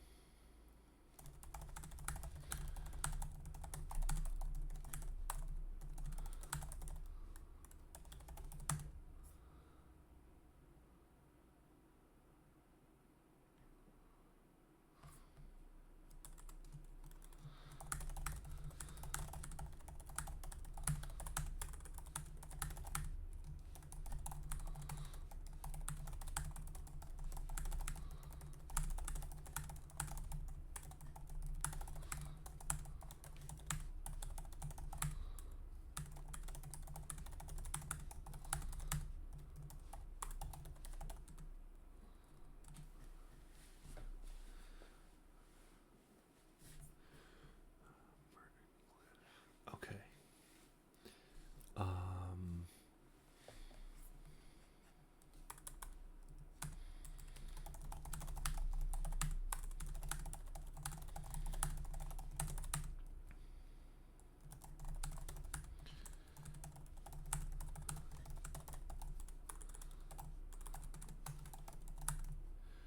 Geckle.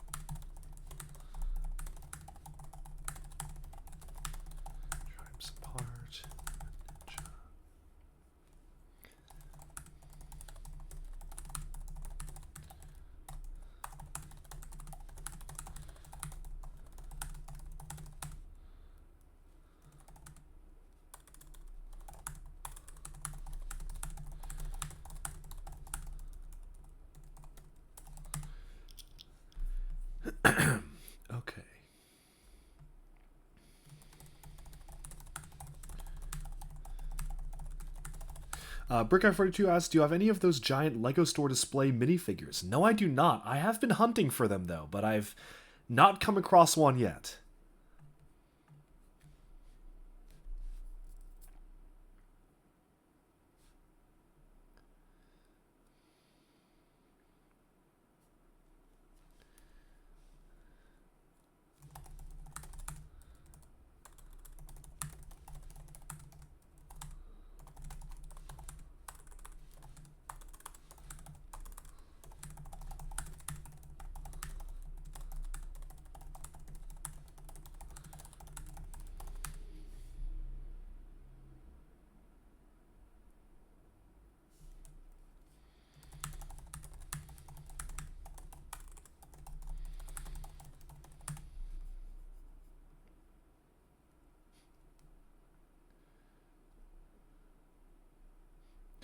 Nicholas says, another plot hole in Season 4, Chen had the Rotojet, so why didn't he just bombard the Elemental Masters and kill them all at once?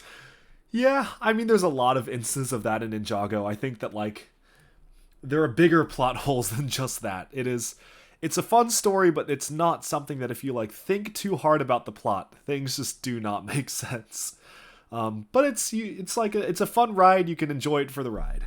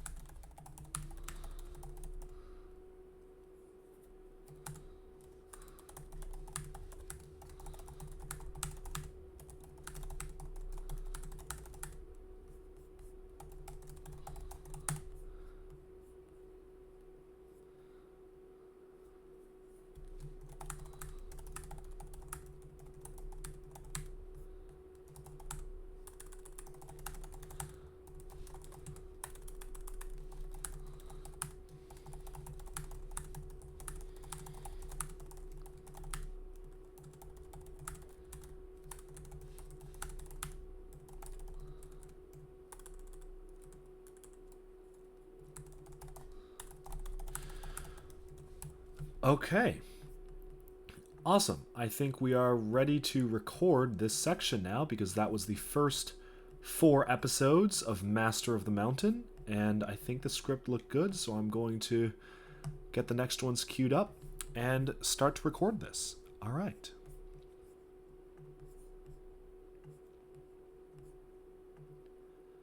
Episode 17, Master of the Mountain. Chapter 1, Into the Mines. As the ninja returned home from the treacherous world of Prime Empire, the city of Ninjago found itself at peace. And with Milton Dyer retooling the world into a safe and fun video game for all, life in the city returned to normal. But on the outskirts of Ninjago, evil lurked, and all this time, the Overlord, pure embodiment of evil, had been growing in power, feeding on the conflict in the past months.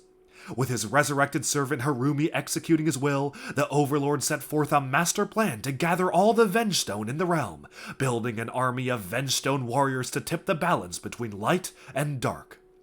And so, Harumi ventured off to the far-off Golden Kingdom of Shintaro, for she had heard rumors of a Vengestone operation amidst the clouds.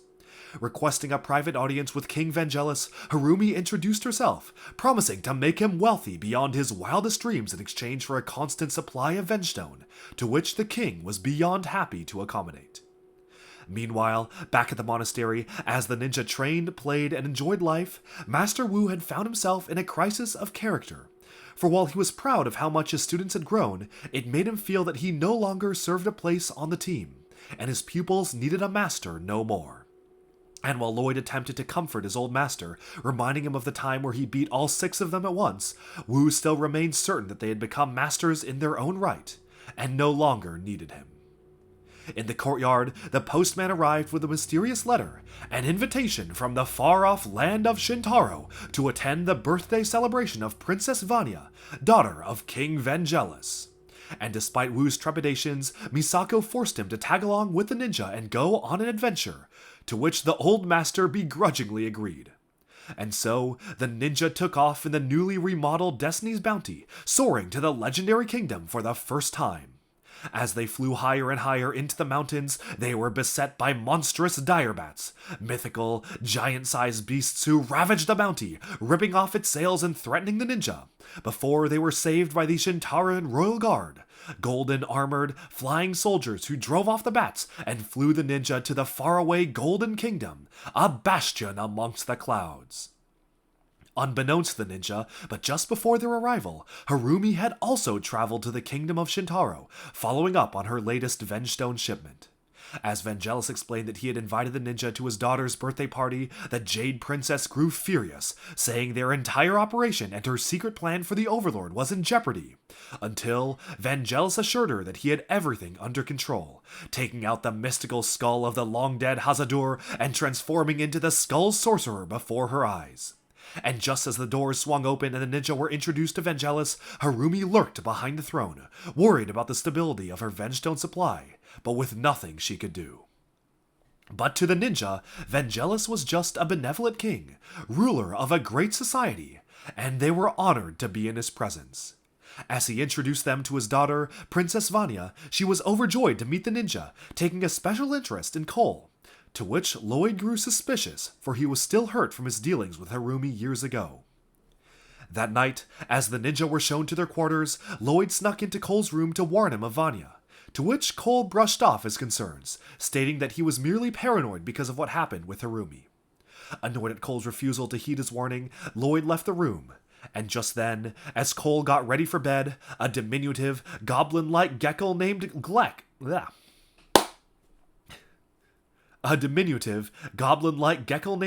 snuck into his room. Having snuck out from the tyrannical minds of the Skull Sorcerer to seek out the ninja's help, Gleck had mistakenly thought Lily had returned, unaware of her death, but instead awoke her son, Cole, who was shocked to see the creature holding a locket with his mother's face. As Cole chased Gleck out of his room, he called Wu and the rest of the ninja for an emergency meeting, only to find that none of his comrades believed him, annoyed they had woken him up, and Wu imploring him to discuss the event the next morning so they all could go back to sleep. As the ninja returned to sleep, Vanya crept up behind Cole, revealing that she had overheard his plight, and was curious to investigate the mysterious creature. And so, ready for a new adventure, Cole and Vanya descended upon the mines of Shintaro, where she... And so, ready for a new adventure, Cole and Vanya descended into the mines of Shintaro, where she had never been herself. And as they explored, they came upon a terrible sight. Legions of reawakened skeleton warriors were overseeing prison camps of ogre-like months and goblin geckos, forcing them and their Mino steeds to endlessly delve deeper and deeper, mining a mysterious rock.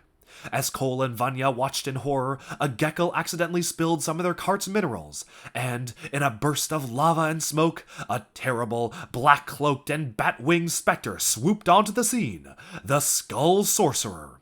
Punishing the geckos and months with his dark magic and threatening the assembled workers, the sorcerer was about to execute his will when Cole decided to step up, challenging the sorcerer to a fight. But quickly realizing that his elemental powers for some reason did not work in the mines, he was surrounded by too much Venstone, and was quickly overwhelmed and captured. Fleeing to the surface, Vanya rushed to warn the ninja of what she had witnessed, and the group delivered the news to King Vangelis, who they had no idea was secretly the Skull Sorcerer. Promising to send reinforcements to the mines to find Cole, Vangelis was furious that Vanya had disobeyed his orders and gone into the mines, prohibiting the ninja and his daughter from delving into the caves. And while the hot-headed Kai attempted to refute the king, Wu wisely silenced him, promising Vangelis to heed his commands and ushering the team back outside, planning to go into the mines in secret. Back beneath the city of Shintaro, Cole was forced into labor by Vangelis' reawakened army. As he tried to converse with the workers to learn more, he soon found out that conversation was forbidden, and it was useless trying to learn more. Toiling endlessly for Vengestone, Cole's only hope now was his friends, who were being shown the tunnel entrance by Vanya at that very moment. And so, as the heroes broke in and staged a revolt, the ninja freed Cole and the team was reunited, fighting their way through the skeleton ranks while the geckos and months squabbled amongst themselves. But soon enough, the Skull Sorcerer was alerted to the racket, swooping down to deal with the ninja himself, and in a matter of seconds, the entire team was captured. Back in the city of Shintaro, Wu and Vanya used cardboard cutouts of the ninja to attempt to fool passing guards that the ninja were still in their quarters, and hide the fact that they actually had gone into the mines to free Cole. And as the ninja toiled away, Lloyd came to the chilling realization that they were mining Vengestone, which is why their elemental powers were not working. As the rest of the ninja stood up for the geckos and months, who appreciated the efforts of their new comrades, they were swiftly punished and thrown into a cage for disobeying. Inside the cage, the ninja finally managed to speak with a member from each tribe, Gecko Glyph and Months Mert, who told them of a tale of a legendary warrior who once came down to the mines and fought off the undead dragon Griefbringer, bestowing upon them her ivory and shadow blades of deliverance, but accidentally starting a feud between both tribes, for when the blades went missing, each tribe believed the other had stolen it, and neither tribe was aware the Skull Sorcerer had stolen the blades to turn the tribes against each other, making them easy pickings for slave labor. Realizing the sorcerer had likely taken the blades to drive the tribes apart, the ninja began formulating a plan to break out, but it would require Cole to find a way to make the two tribes cooperate. Promising to get their blades back if they agreed to work together, Cole and Lloyd managed to prevent the two tribes from fighting long enough for them to stage a breakout together. As they put their plan into motion, the ninja managed to break free from their chains, Cole and Lloyd racing to the fortress of the sorcerer to try and locate the blades of deliverance to unite the tribes, while the rest of the ninja worked to free the geckos and months. But as the pair of ninja ran down the passageways, they inadvertently uncovered the skull of Hazadur, which immediately summoned the Skull Sorcerer in a harrowing screech. As chaos broke out, geckos, months, minos, and ninja all ran in separate directions. The Skull Sorcerer was unable to corral them all. Kai and Zane taking a tunnel with the geckos, while Jay, Nia, and Lloyd followed the months. And Cole found himself forced to take a separate tunnel by himself, pursued by Vangelis as he fled the wrath of the Necromancer. And as the ninja escaped and went their separate ways, Vangelis had lost his labor force and the ninja in a matter of seconds, screaming in fury. Okay, I think that's good. That's episode 17, part 1. Awesome. And this was the recap of episode 16. Okay, let me just hear how that sounded and we can move on to Chapter 2. Episode 17, Master of the Mountain. Chapter 1, Into the Mines. Okay, cool. Sounds good to me. On to Chapter 2.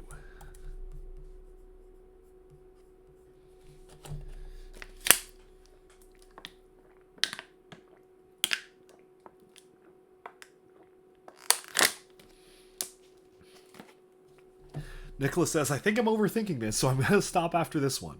Why didn't Nauticon just tell his pirates to wish for him to marry someone? Or he could have just, like, married anybody? Like, anyone on his crew? Yeah, could have done that to get unlimited wishes. You know, Nauticon could have also just teleported behind the ninja and, like, whacked them in the back with a sword, because they did say, they showed in only the last episode, that the sword can also trap the souls of whoever it hits. So he didn't need to wish them, he didn't need for them to wish it all away. He could have just teleported behind them and, like, hit them. I don't know, man. I love I love Skybound, I love Nauticon, but I try not to think too hard about the wishes, because if you think about it, it just, like, makes no sense.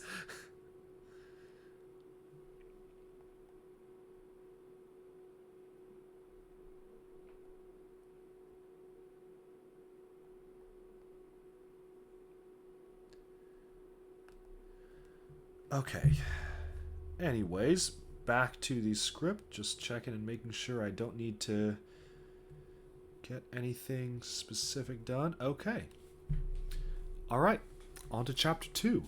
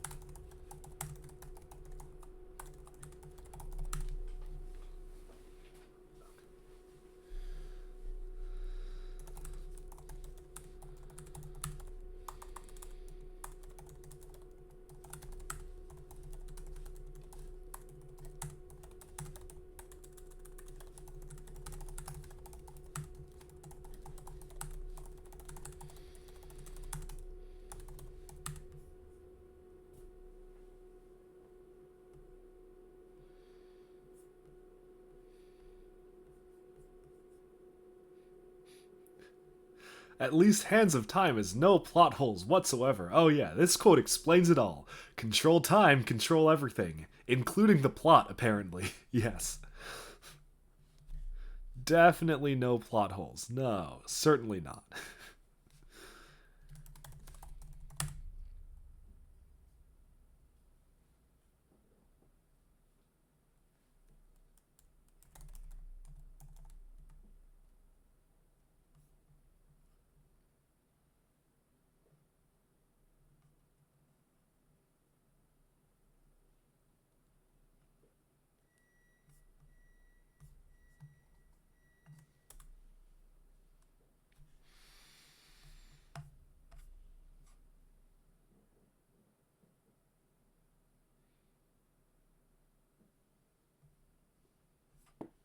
Okay.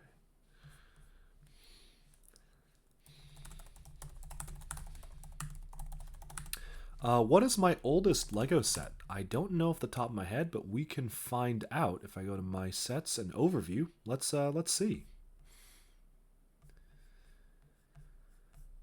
Sets owned. Can I see? View my sets. While that loads. Oh, okay, actually. So it looks like my oldest one, oh, that's sort by set number. I want to sort by year. Year released. From 1958, set 214, 10 windows and doors. As well as a lot of random stuff from like, okay, 1958, 1958, 59, 59, 59, 61, 61, 61, 62. So yeah, around that era, because I did pick up a lot of these recently. It was in my Amsterdam Lego travel vlog.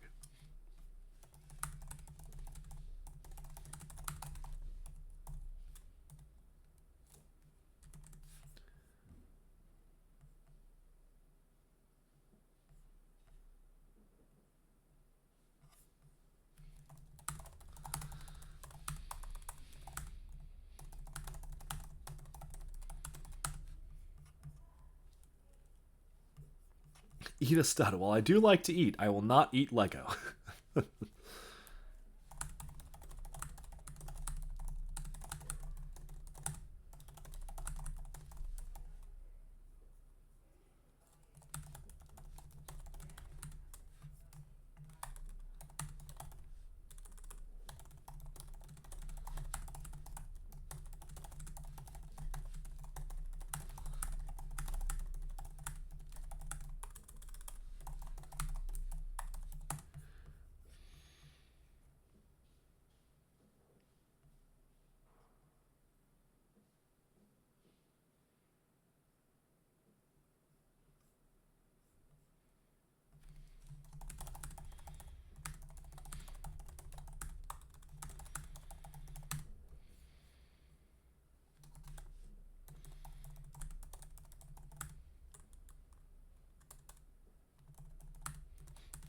Why does the baby dragon need a voice actor? It's a good question. I mean, maybe someone needs to make dragon noises. I mean, you've got like D. Bradley Baker making creature noises on Avatar: The Last Airbender as Appa. He's going like, "Rrr." So maybe that's why the baby dragon needs a voice actor to go like, I don't know. You sometimes need someone to just like make animal noises on mic. I can see that.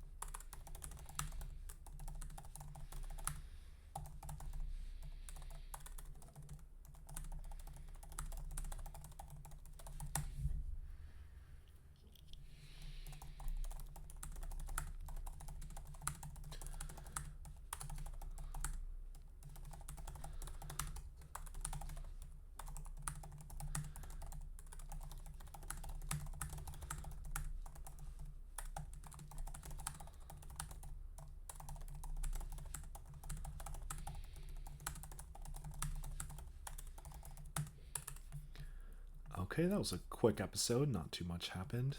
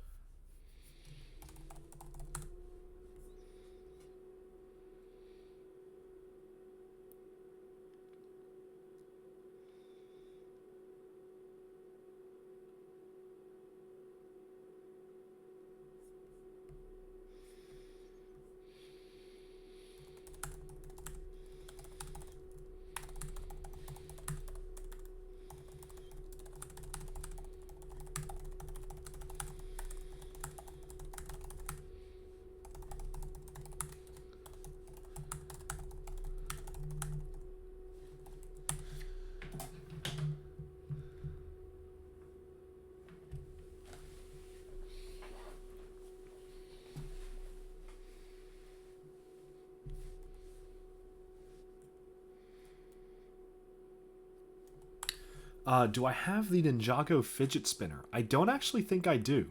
Never really sought that out, but yeah, I know of it. It's weird. Yeah.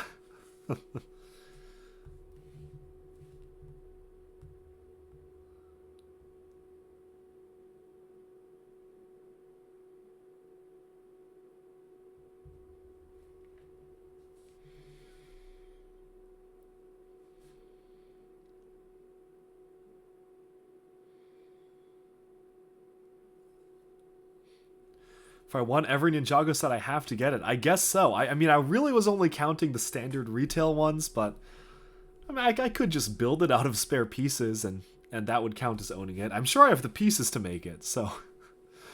But that is a weird Ninjago promo item, which I have not gotten yet, I think.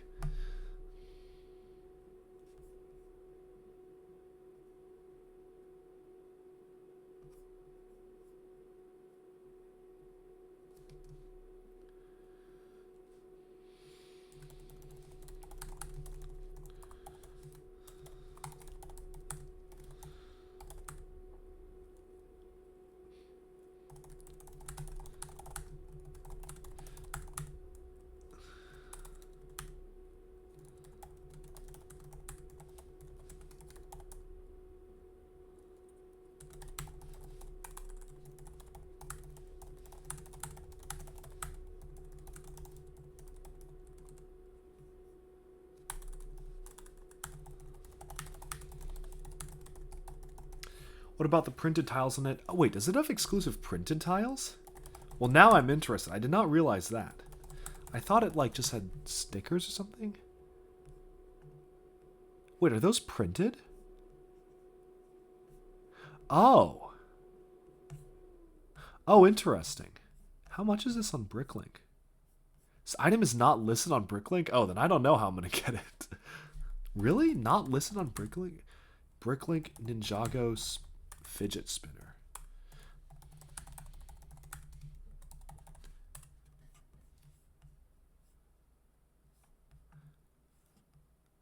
It's rebrickable. It's not on Bricklink? It's so weird. No, Bricklink Ninjago spinner. No.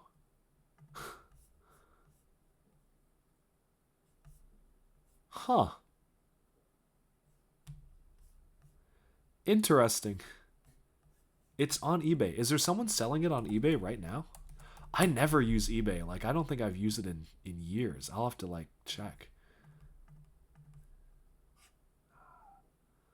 Sure.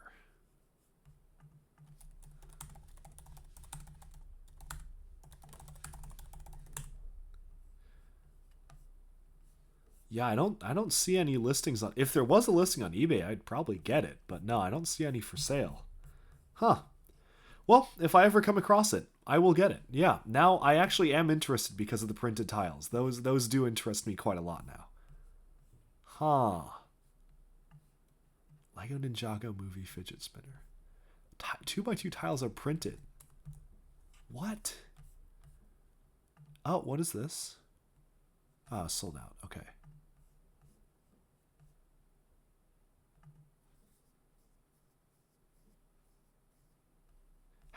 people even get this?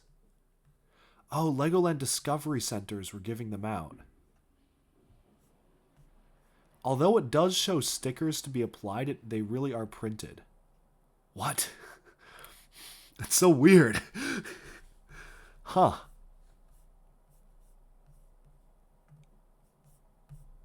Yeah, okay. Well, if I find it, I'll get it. Rotek says, the Lego Supermarket Asda is on Bricklink. Yes, that one is. Although I don't know if I need it. Because it is just an existing set with it's just a special sticker sheet, but I might get it.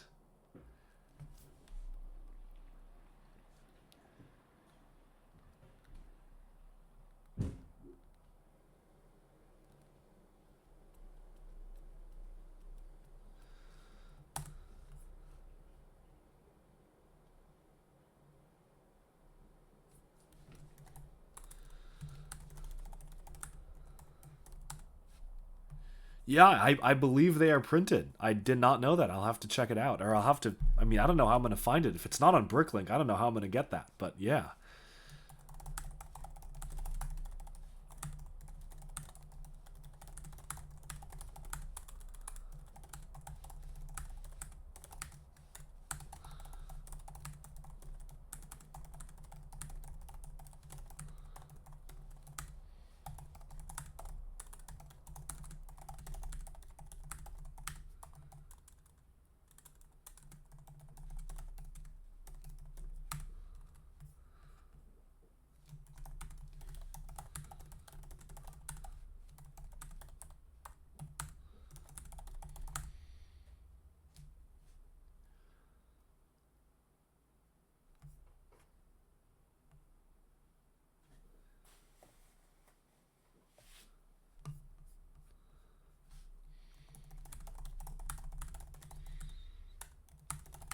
Oaktown Bricks, hello. Hey, how's it going? Thanks for tuning in.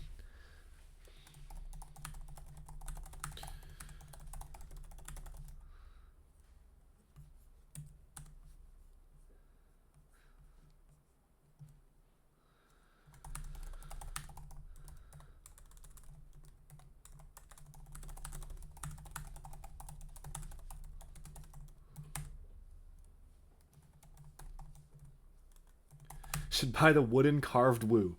Hey, if that ever went for sale, hit me up. I'd get it. I'm crazy. I'll do it. But I don't think it's ever going to go up for sale. There's like 2 copies. One of them's in the Lego house, and I don't know where the other one is.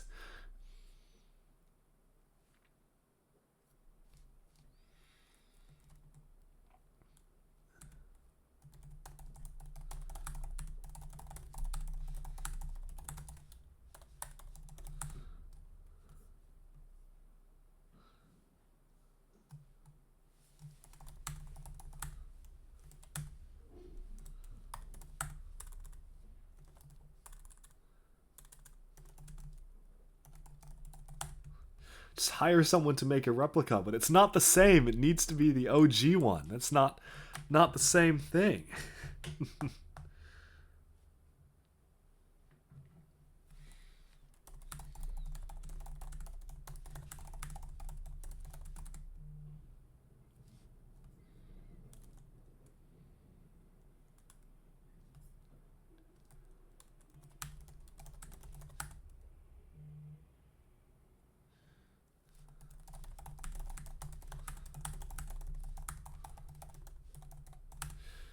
Oh, Brick Guy 42, that Lego Asda sticker was on eBay for £8 free shipping. Oh, really? Free shipping? I might actually get that. If it's free shipping from the UK, very happy to do that.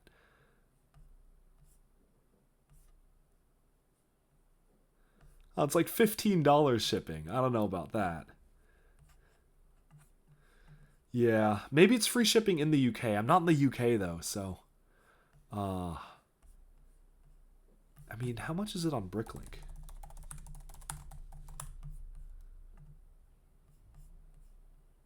Not bad. $50. It's the other one. I don't see another one. Brick Guy 42, can you send the link in the chat? Because the only ones I see for Lego Asda sticker sheet are these 2. Lego Asda. Oh, good idea.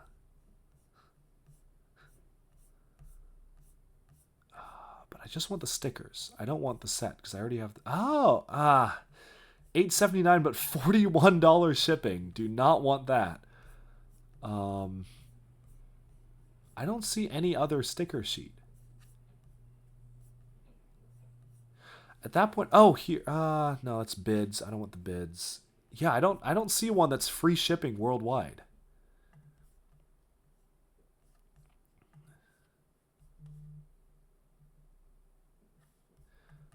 I might get it from Bricklink though before it gets like crazy expensive. They do have their own page on Bricklink, so let's look. Let's look how much the stickers are on Bricklink.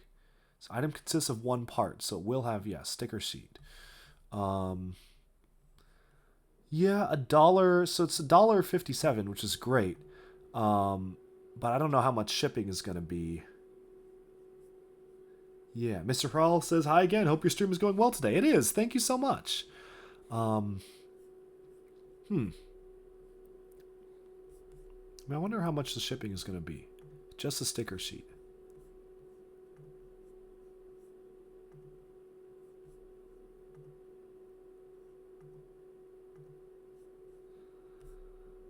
I would like to... Okay, I'll figure this out later. Maybe. Yeah, we'll see.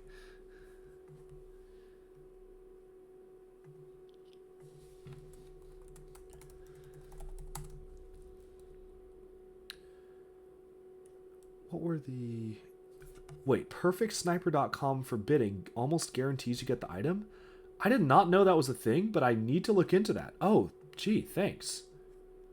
Okay, let me actually... I'm going to make a note of that.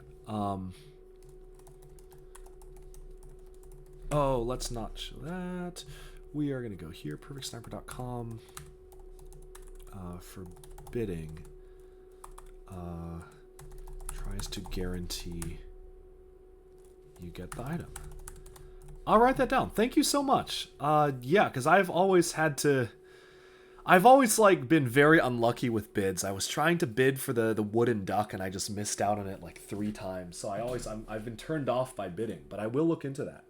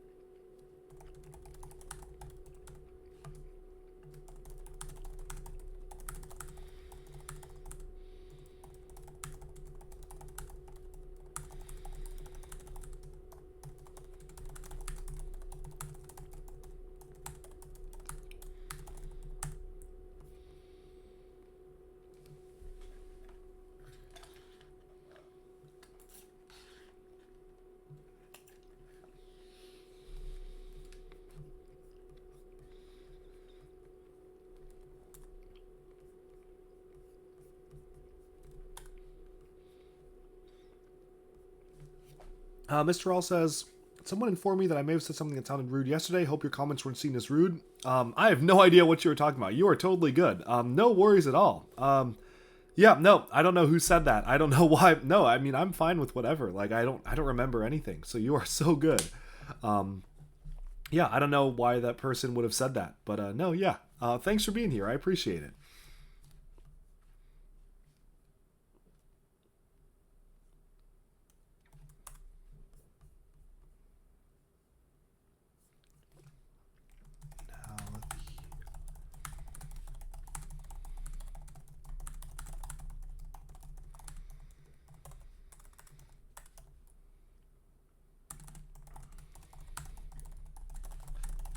Only way to defeat the evil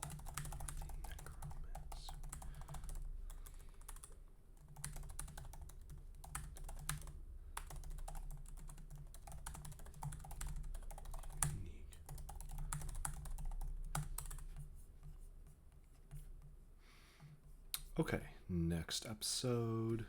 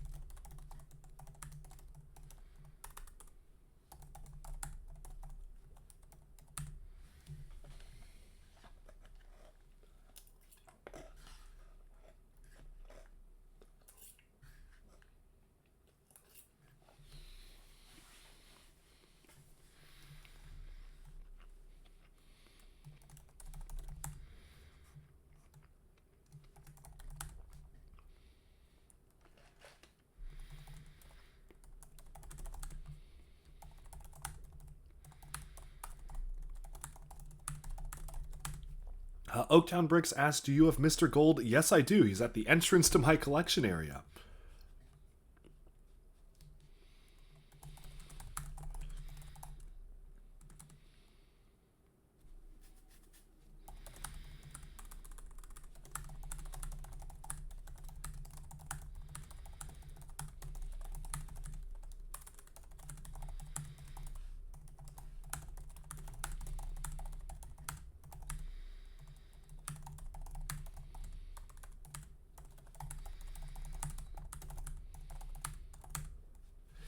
Do I know what set a transparent neon green 1x2 plate comes in?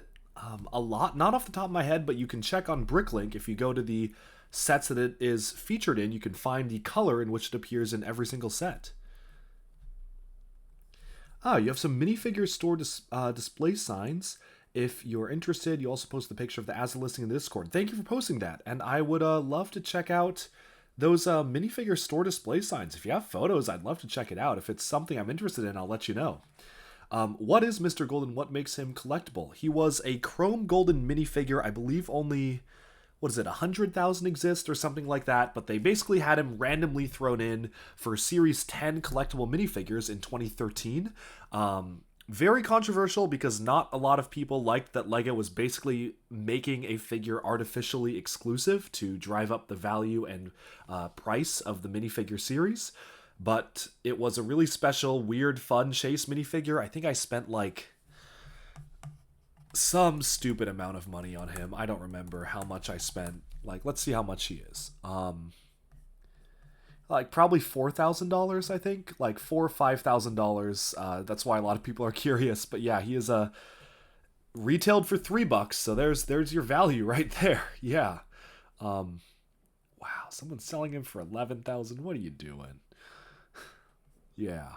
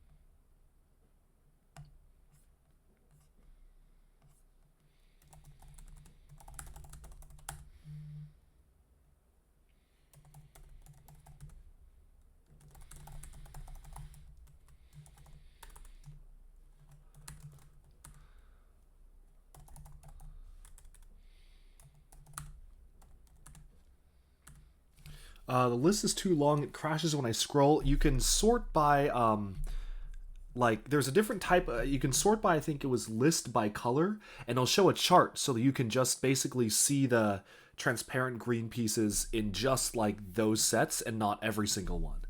Just post the pics in Discord. Thank you so much for posting that. I will check them out after. Actually, you know what? Why not? Let's see them. I was gonna say after I do this, but I've already gotten sidetracked a lot of times today, so why not? Okay. Well, while Discord is starting. Oh, here we go. Okay.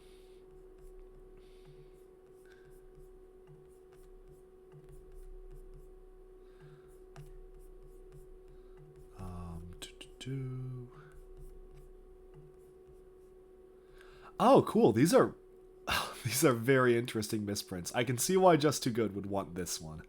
That is really funny.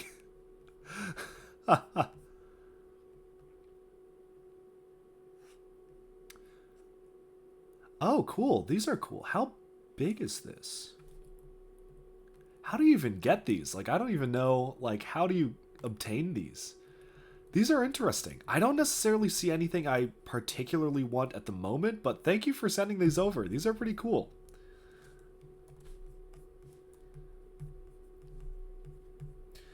Do I not have work today? I've switched around my work schedule to allow for some streaming during the day and then working at night, and I was working in the early morning. So thankfully my work schedule is pretty flexible, where if I want to do stuff on certain days, I can kind of book things and meetings out where, like, if I want to do work in the afternoon, then I can stream now and then work in the afternoon, because I think that most folks like to tune in earlier versus later in my time zone. Mr. Hall says, do I have any sets or builds for which I've developed a special affection? Any special favorite? Love the Ninjago City sets. Really big fan of those. Those are fantastic. The Galaxy Explorer from, like, Classic Space, really great. So many. Like, I love a lot of Ninjago stuff. Bionicle, Lord of the Rings, like Rivendell, I really love. So I don't know if I have, like, one special favorite, but there are a lot that I really like.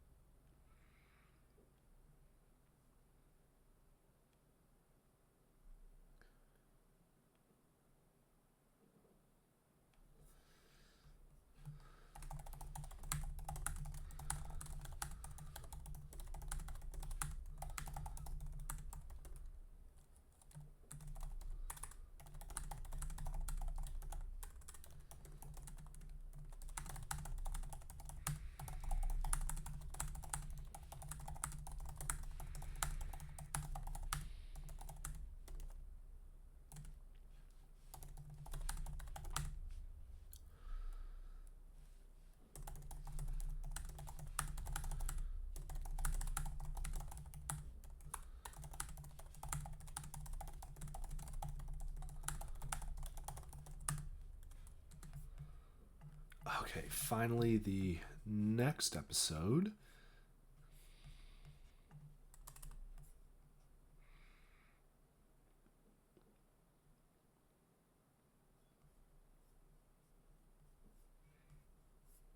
Ooh, you have a Ninjago banner. I do want to check that out. Thank you for highlighting the message, Brick Guy. I will check that out right now. I definitely would be interested in the Ninjago one if it's like a big Ninjago banner, depending on what year. I could be interested.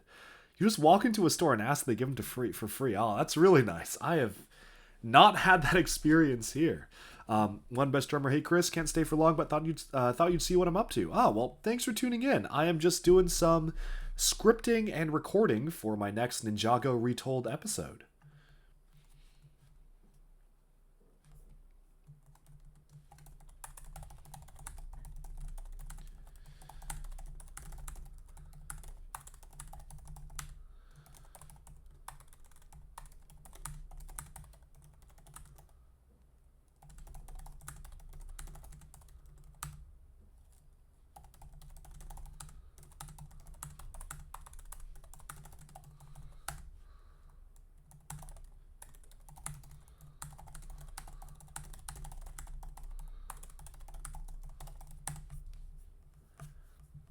Update failed. Okay, we are streaming. Yes, we are still. Okay.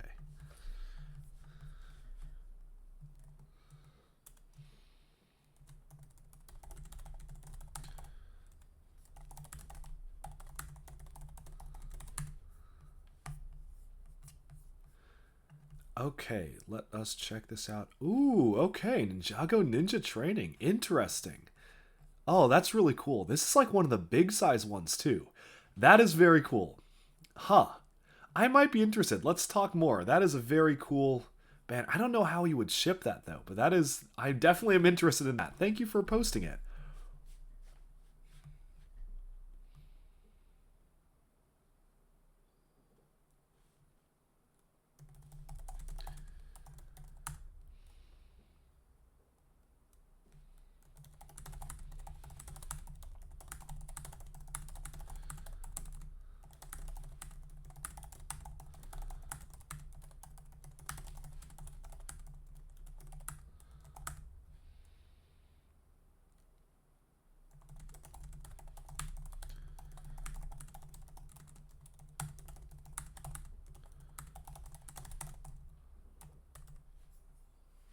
Got the Ninjago one for £2. Oh, that's very cool.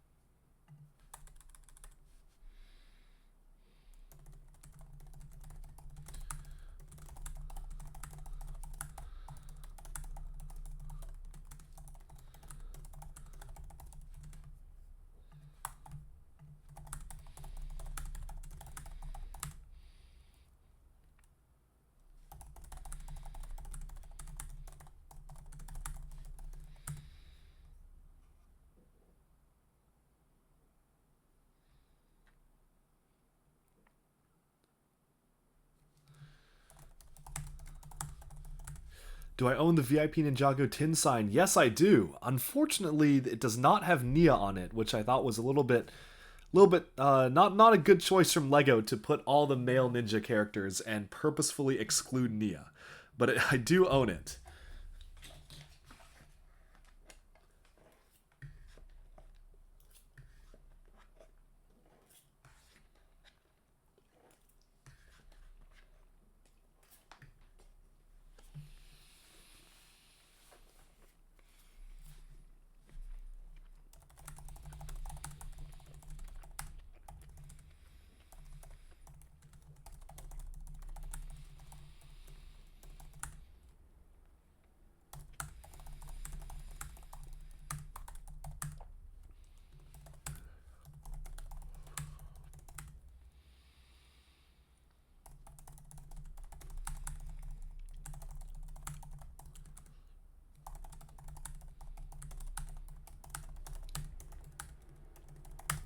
How is my food not cold? Yeah, it's not like warm. It's like lukewarm at this point.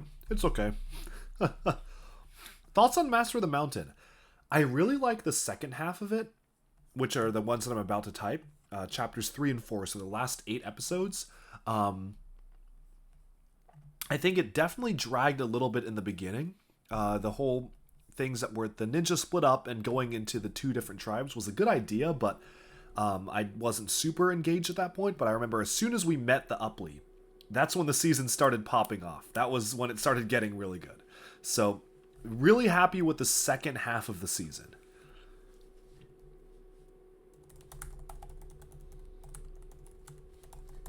How many Ninjago plot holes can you say in 1 minute? A lot, but I will not do that now, because that will just hurt my brain and I gotta work.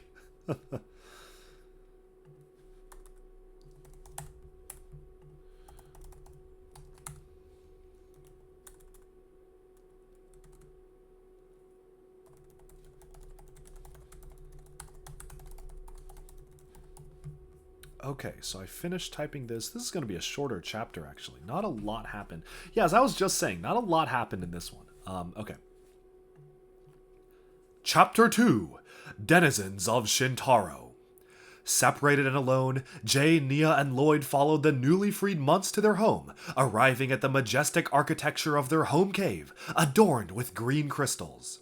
As Mert vouched for the ninja, telling the sentries at the entrance that his new friends had freed him from the Skull Sorcerer's mines, the party was introduced to Queen Murtessa, ruler of the months. Immediately taking a liking to Jay, Murtessa was hostile to Nia, calling her a mere servant of Jay's. All while Lloyd drew their attention to a painting on the wall of a warrior fighting a dragon, suggesting that it may be depicting the legendary hero that saved the tribes years ago. As the ninja were invited to dinner, Murtessa asked to see a demonstration of Jay's fighting ability, and as he performed dazzling lightning spinjitzu, she was stunned by the demonstration, asking for his hand in marriage, to which Nia angrily stepped in.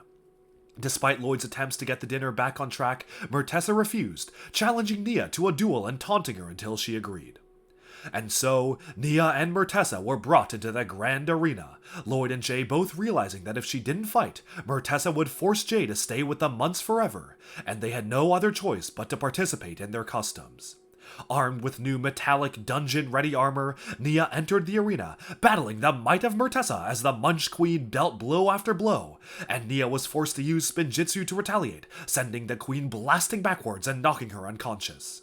Realizing their queen had lost, the months began chanting Nia's name, proclaiming her as their new queen, and the ninja realized they had much bigger problems at hand. At the same time, Kai and Zane had been split up and sent with the Geckos, who were much more innately suspicious of the ninja, bringing the pair before their chancellor, Gulch, to decide their fate. Suggesting a trial by Mino, Gulch dropped Kai and Zane into a pit alone with an angry Mino to determine whether or not they were skeletons serving the Skull Sorcerer. Thinking fast, Zane scanned the Mino's armor, realizing it was being angered by the Vengestone plating, and once removed, the creature became docile, and the ninja had passed the test. As Gulch brought them back up, the ninja were hailed as heroes, the Geckos ashamed for ever suspecting them. As Gulch bestowed the title of Chancellor upon Kai, embarrassed for disrespecting an elemental master like Lily, who had saved them long ago, Kai asked the Geckos to explain their backstory. Kai asked the Geckos to explain their history and backstory, to which they explained the story of the 3 adventurers, Korgran, Plundar, and Fungus, who, from their point of view, had awoken an ancient evil and brought the wrath of the Skull Sorcerer upon them. Now, the Geckos and months lived in fear of the Sorcerer's wrath, and Kai realized that the only way to defeat the evil of the Necromancer was to unite the tribes, which would be a unique problem to solve. As the ninja befriended the tribes below the mountain, Vanya was racked with worry in her quarters in the Golden City. Looking after her pet Shintaran Ridgeback dragon Chompy, Vanya was hoping the ninja were faring well on their quest to save Cole. But as it turned out, Cole was in deep trouble of his own. Separated from the other ninja and all alone, he found himself on the edge of a deep abyss, assaulted by hordes of direbats as he fought tirelessly to free himself, only to run into a monstrous, giant spider who webbed him up and prepared him for its next meal. Just then, Vanya and Chompy soared in, the princess worried about her new friend and resolving to save him herself. And as Chompy transformed into a massive beast, the spider fled, and the two returned to the surface. As Wu relaxed and enjoyed his tea in the gardens of Shintaro, he was interrupted by Cole and Vanya, who told him of the Skull Sorcerer and his reawakened army. Taking the news to Vangelis, the trio announced their findings, only for a sinister smile to creep across the king's face, and to their surprise, he transformed into the Skull Sorcerer before their very eyes. Claiming that their perfect kingdom was built on the backs of enslaved workers in the mines, and his mysterious benefactor had paid him handsomely for his Vengestone supplies, Vangelis sent Cole and Wu plummeting into an endless pit, saving his own daughter, who, to his shock, grabbed a pair of wings and leapt after them, even when the greedy king threatened that if she tried to save them, she would no longer be considered his daughter. As Vangelis called his guards into the room, he blamed Chompy for pushing the heroes into the pit, bidding them to lock up the beast, all while Cole and Wu fell to their seeming deaths. Swooping in from above, Vanya attempted to rescue the pair, using the wings to lift all three of them up. But they were not designed to support that much weight, and as the wings sputtered and broke, all three of them began to fall. As they hit a monstrous spiderweb, the fall was seemingly over, but the worst was yet to come. Menaced by three enormous spiders, the trio were forced to cut the web and resume falling endlessly, sliding down tunnels and pathways in the cave before landing in a stream of water. While Cole used his elemental powers in new ways, controlling stalactites to break their fall, they were eventually expelled into a small, shallow lake, and came face to face with the three lost adventurers from years before, announcing that they were at rock bottom. Room tone. Okay, fantastic. That was a pretty short one. Part 2. Do I normally hit the table when I mess up mid-video? Oh, it's a clap. It's not a hitting the table. Yeah, but I do clap so I can hear the audio spike. So when I'm editing the audio, I can just very easily see where the spikes happen, and I can quickly edit it from there, yeah. Okay, let me check. Good to go. All right.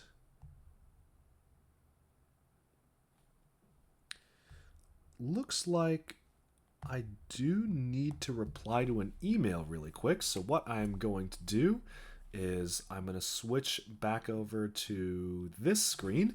Give me one moment. I'm going to reply to an email, and yeah, we'll be right back. I mean, I'll still be on stream, but just gotta address something really quick.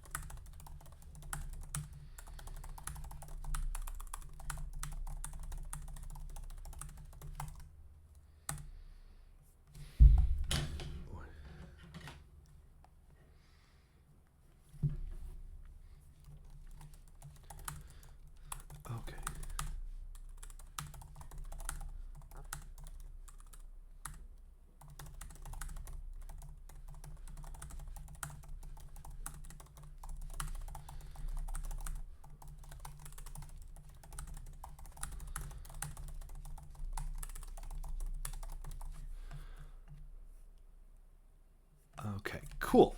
All right, that has been addressed. Now it's back to video editing. Okay.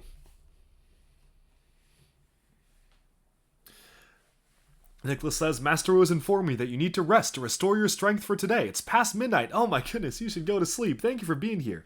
He also requested I add the You Shall Not Pass clip. Of course, I have to add that. That's the classic moment from Master of the Mountain. So I certainly will be adding that. Farewell. Thank you so much for being here. Appreciate it.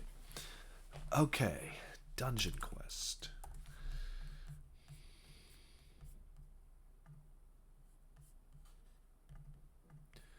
Dungeon party, dungeon crawl, grief bringer, and masters never quit. Cool. Okay.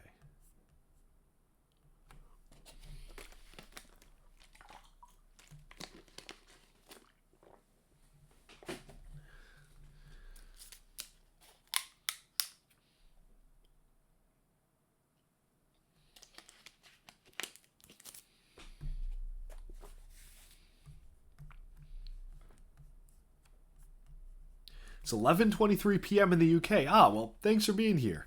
That's why I stream, like, I try to stream earlier in the morning and then schedule my work for later, because I know a lot of folks do have bedtimes and stuff like that. So thank you all so much for being here. Really appreciate it. Good night. If you are needing to tune out to sleep, totally understand. Thank you. Okay, where are we? We're at... Oh, this is the... Okay, awesome. Oh, and I've already recapped a lot of this episode, so this may be a shorter chapter as well.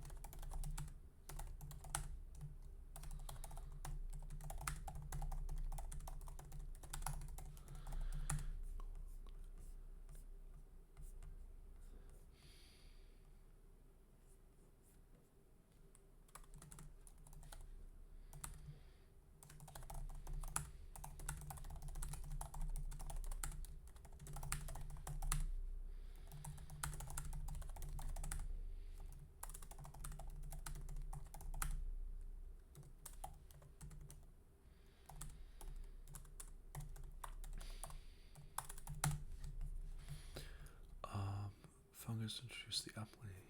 Oh yeah.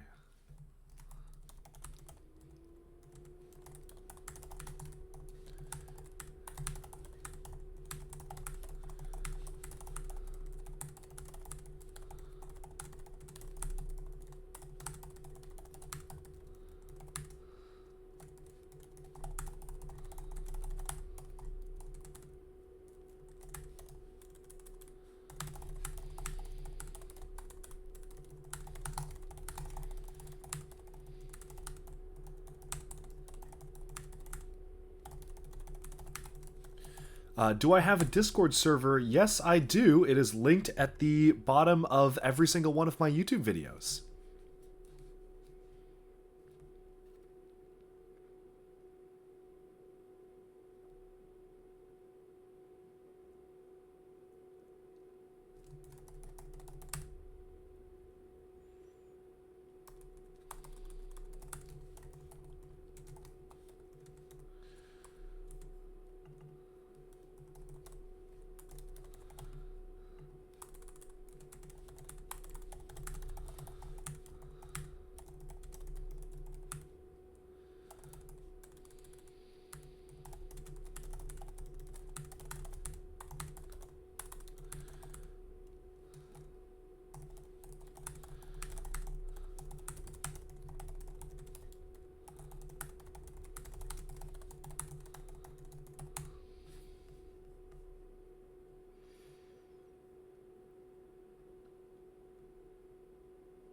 Oh, that was the entire episode, was the backstory.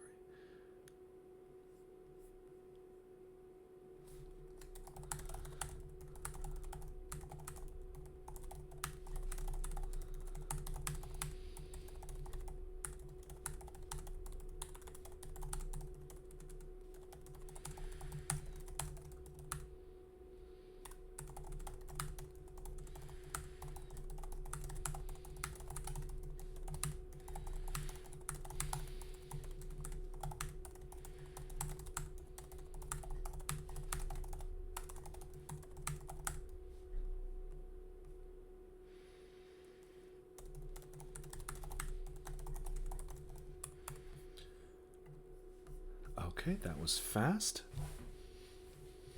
All right. First time chat from AZN. Thanks for being here. Appreciate it. Okay, let's see. Where are we? Happy Monday, Legend. Ah, happy Monday to you. Thank you.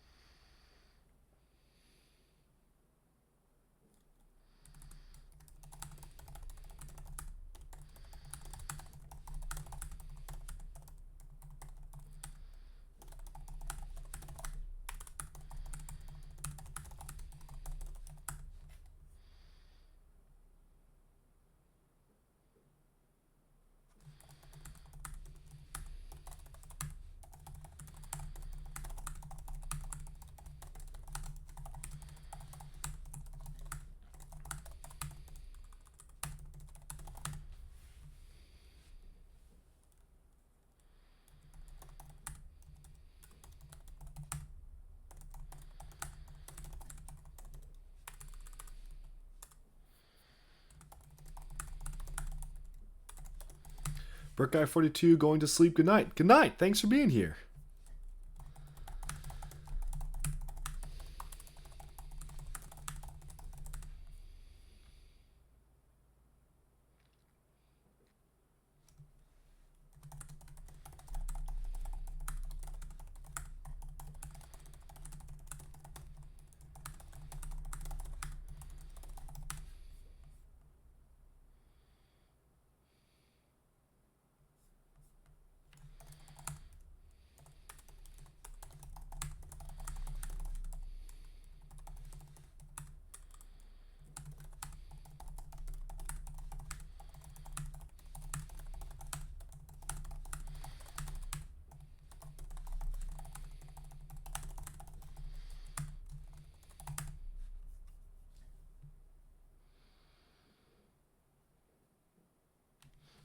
What do I think of Lloyd's super bolt weapon? Do I think it should have been used in the show?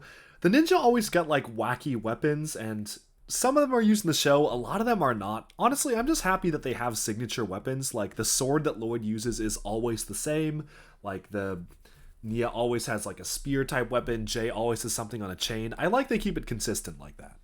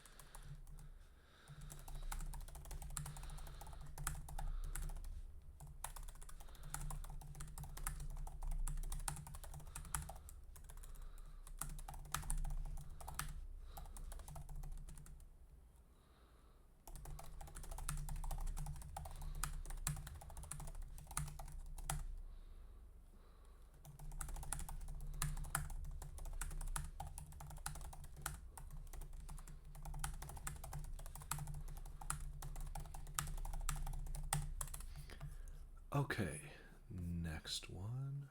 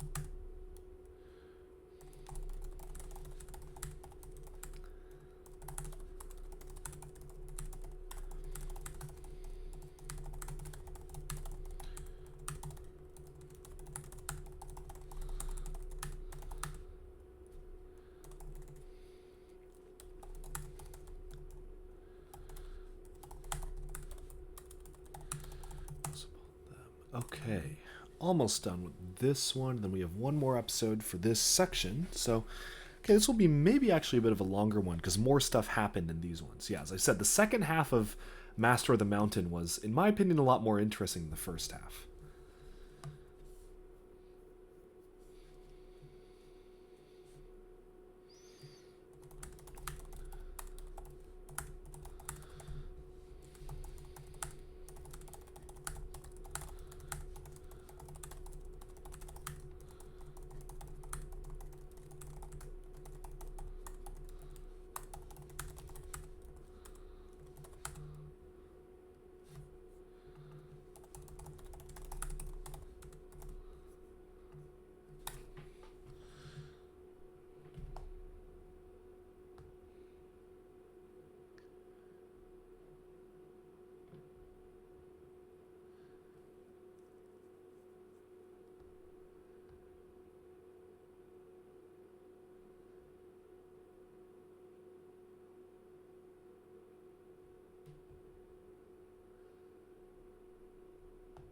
Okay.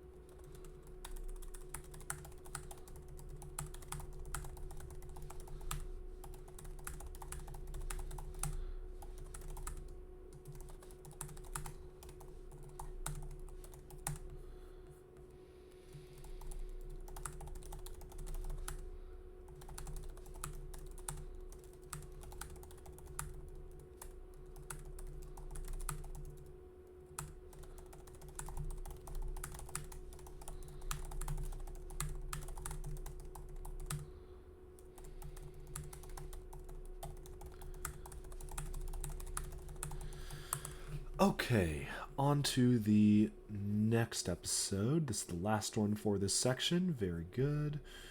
What happened in this one? Okay. Awesome.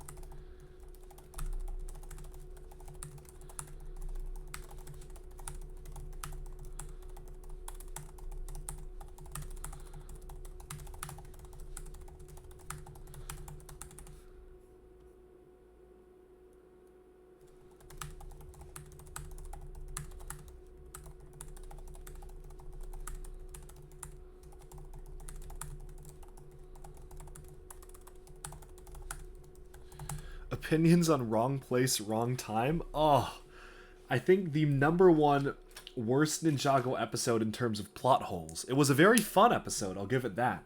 But so many plot holes, and the writers themselves have said that, like, they messed it up. Like, the Hagen brothers said, yeah, like, we didn't put that much thought into it, and it makes no sense. And they have, like, gone on record saying this. So, if the writers of the episode say it's bad, I think that says something.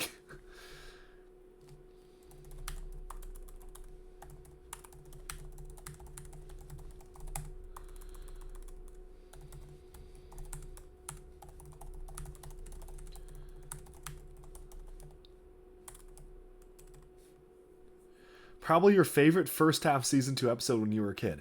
Fair enough. I mean, it probably was my favorite first half of the season 2 episode as well. Like, it was the most interesting one. Doesn't make any sense, but it was interesting. Yeah.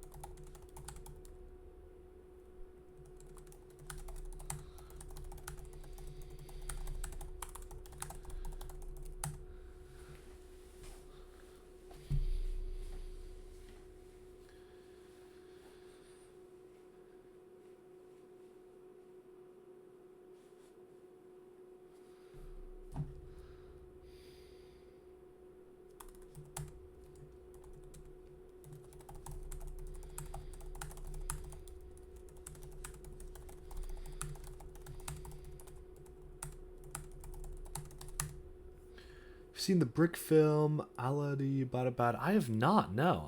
I'll check it out though. No, I have not seen it.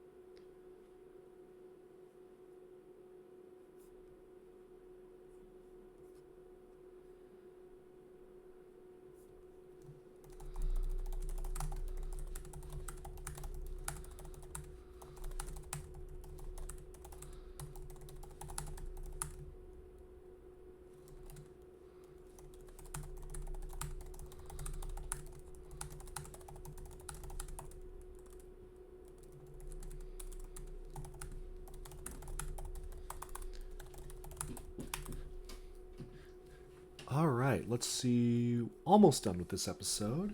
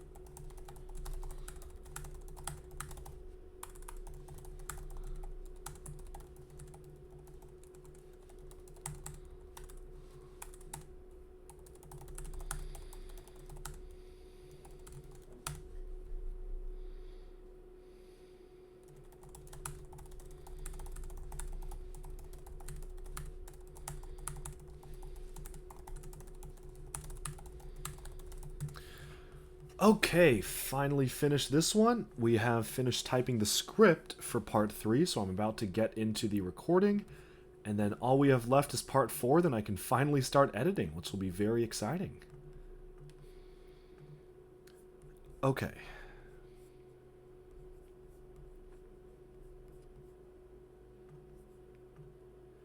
Chapter 3, Dungeon Quest. Coming to at the deepest point of the mountain, Cole, Wu, and Vanya were introduced to the trio of adventurers who had been abandoned there years ago: Magician Fungus, Thief Plundar, and Barbarian Warrior Korgran, plus Plundar's pet spider Adam, who in the years below the mountain had been trained by the group. Calling their group the Lowly, for they had spent years at the bottom of the mountain in its lowest possible point, Korgran explained their tale. For they had been hired by King Vangelis under the false pretenses of destroying the skull of Hazadur, but instead had been tricked, sent to the bottom of the pit, as Vangelis used the skull to transform himself into the Skull Sorcerer. Now, they were alone and abandoned at the bottom of the mountain with no hope left. Until now. For Cole and his team had resolved to free the Lowly, rename them the Uply, and prepared to strike back at Vangelis and return to the surface world. As the group ventured through the dungeons of Shintaro, Cole thought back to the promise he had made to his mother on her deathbed, to always stand up against those who are cruel and unjust. Unable to find a way to escape the rock bottom area, Plundar was about to lose hope, until Wu began to coach Cole, saying that in an attempt to bury them, Vangelis had only brought Cole closer to the earth, the source of his elemental power. As Cole concentrated, feeling the raw power of the earth flow through him, his hands began to glow, and immense rocks around the group hovered in midair, and Cole smashed through the ground itself, discovering a hidden underwater cave, and helping the Uply find a new passageway for the first time in years. As the adventuring party continued along the cavern, they came upon a massive lake of lava, Cole touching the ground to reveal the path forwards, guided by the raw power of the earth. But as the group began to cross the lake, a monstrous lava monster slowly rose up from the molten liquid, roaring at the heroes as it sprouted massive tentacles and lunged at the group. As Korgran defended with his axe, cutting off tentacles just as they sprouted, Cole hurled rocks at the monster, Wu deflecting lava balls while Fungus used ice magic to distract and freeze the beast. As they fought, Plundar sent his pet spider Adam to push over a massive boulder, forcing the lava monster to sink while Cole used the power of Earth to block their path, and the group emerged stronger than ever. Back in the upper parts of the cave system, Nia presided over the months, who, despite her new status as queen, still refused to team with the Geckos, believing they had stolen their blade of deliverance. Finally fed up with the bickering, Nia hurled a massive water ball at the months in a show of force, making them promise to head out and attend a truce meeting. And in the cave of the Geckos, Kai was having similar luck, as the Geckos decided to perform a slug race to prove if the months could be trusted. While Zane worked to rig the race in their favor, Gleck pulled Kai aside to his... While Zane worked to rig the race in their favor, Gleck pulled Kai aside to explain that he always did trust the months, but nobody would listen to him. Pulling out his locket depicting Lily, the ninja realized that the old elemental master who had saved them... that's wrong grammar. Gleck. Okay. Saved. Okay. As Gleck As Gleck pulled out his locket depicting Lily, the ninja realized that the old elemental master who had saved the Geckos years ago was, in fact, Cole's mother Lily, and if she had unlocked a powerful new elemental burst here, so could Cole. In the kingdom of Shintaro at the surface, the skull of Hazadur informed Vangelis that the Geckos and Months were planning a truce, and so the dreaded Skull Sorcerer raced down to disrupt the proceedings, using the power of the Necromancer Skull to resurrect the ferocious Griefbringer dragon. And as the siblings and ninja reunited, realizing they had both come into power over the Geckos and Months, there was little time to celebrate, for the terrible Griefbringer was upon them. As the tribes fled in fear, the ninjas stood their ground, blocking the path of the reawakened warriors and Griefbringer. As green magic spewed at the ninja, Zane summoned a mighty ice wall to protect them, but could not hold it for long. As the rest of the group fled on foot while Zane held off the dragon, Lloyd leapt in and hurled a bolt of green energy at the beast, shattering most of its bones. But to his horror, it was resurrected before his very eyes by the skull of Hazador. Realizing that nothing they did would stop it, the ninja were forced to flee, running alongside the Geckos and Months as the sorcerer promised Griefringer would come for them all. Back in the deepest parts of the cave, as the Upley, Cole, Wu, and Vanya continued to flee from the lava monster, which had broken past their barriers, they raced along minecarts to a mysterious destination, to which Cole felt a strange connection to. As Wu realized they were at the heart of the mountain, legendary temple erected to the Masters of Earth, he told Cole of the ancient art of the Spinjitzu Burst, a powerful move that an elemental master could only unlock when surrounded by their element.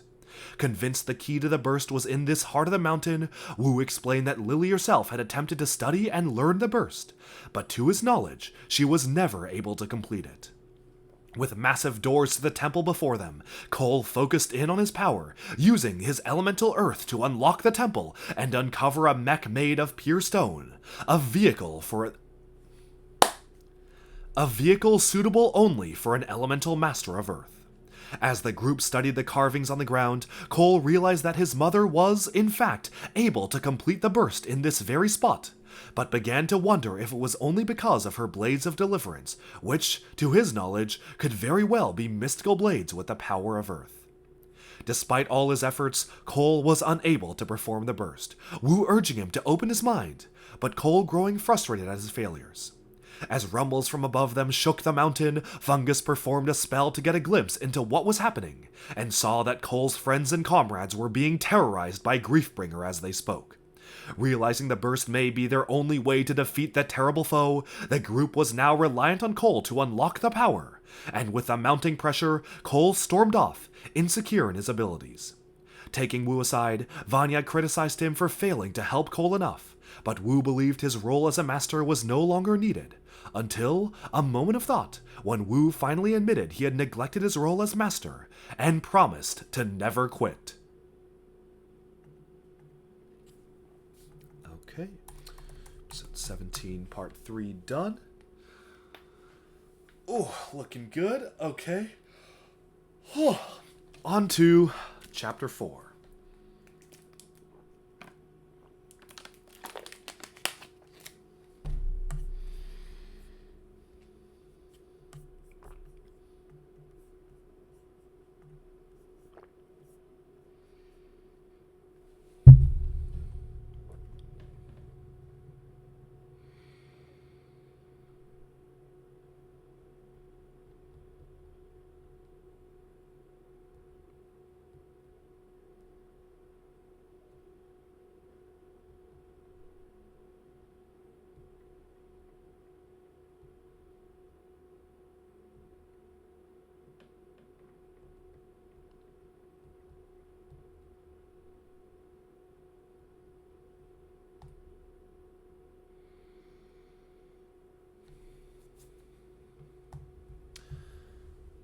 Okay.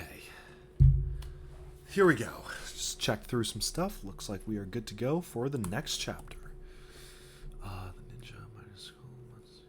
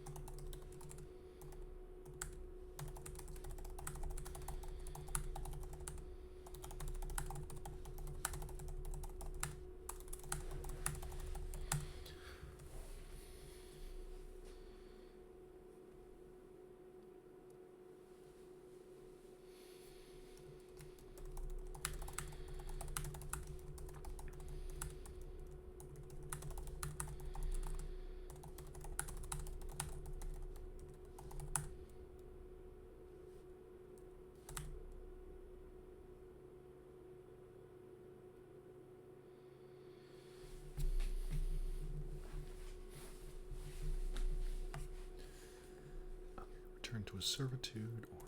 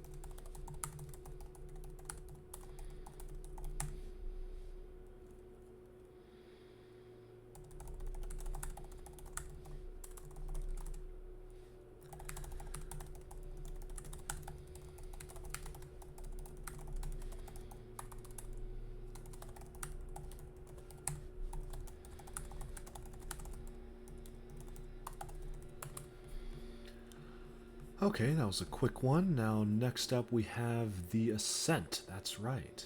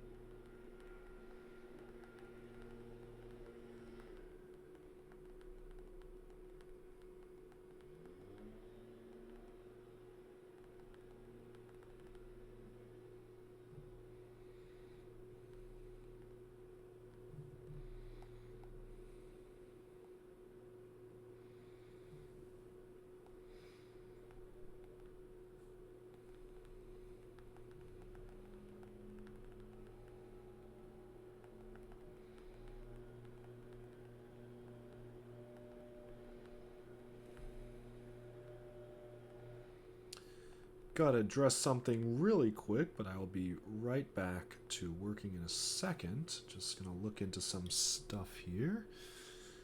Da-da. One way. Leave leaving tomorrow.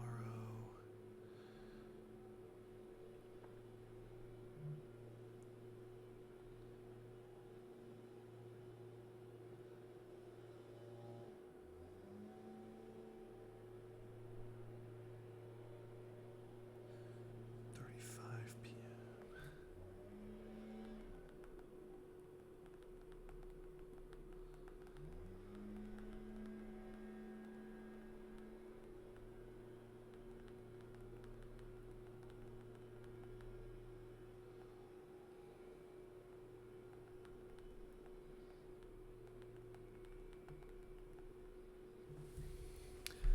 Okay, Logan Brick Films asked, do I prefer pilot black suits or crystallized black suits? Honestly, I have a soft spot for the pilot black suits just because they're kind of, they use the traditional ninja hood and you kind of have that classic Lego Ninja 1999 feel, but yeah, I like how they're both used.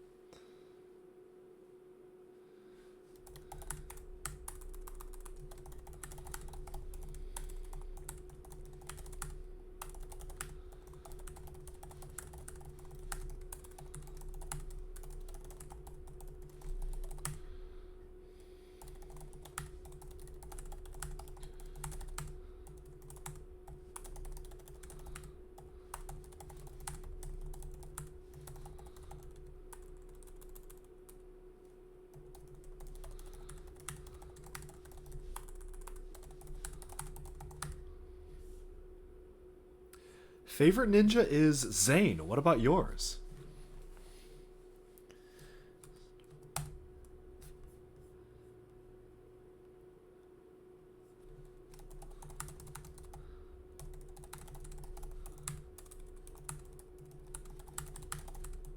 Probably Lloyd. That is a good one. Lloyd's probably gotten the most character development, so I can understand that.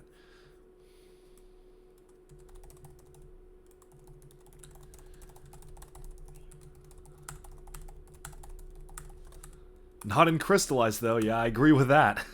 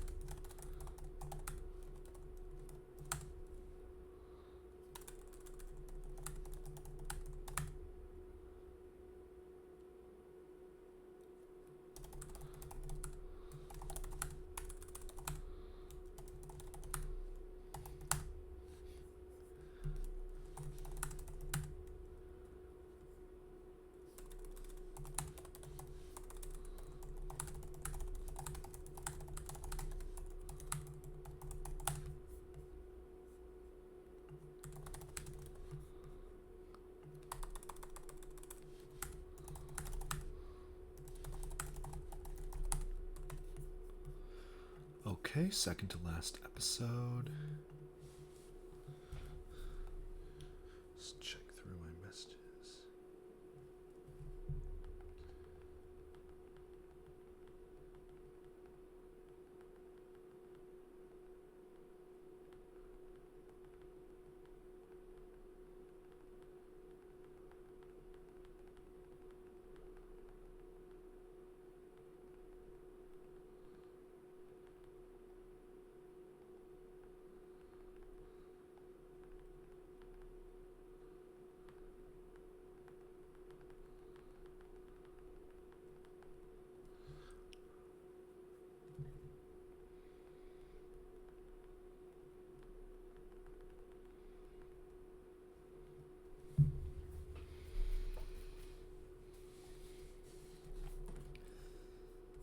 Okay, what happens in this one?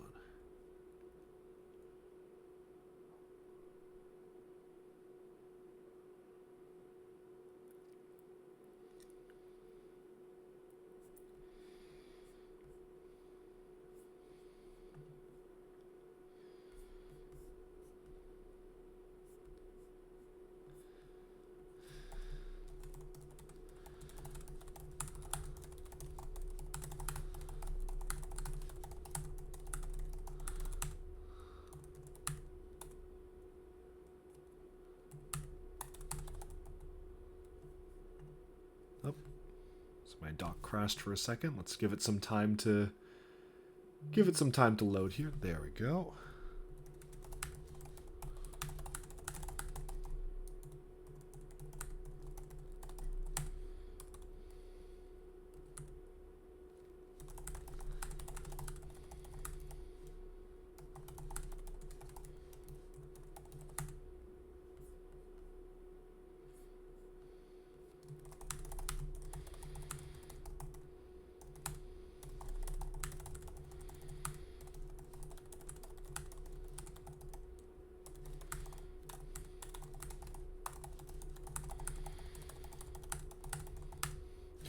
Do I know of Naito, the Master of Imagination? Yeah, that was a cool like Lego Universe promo.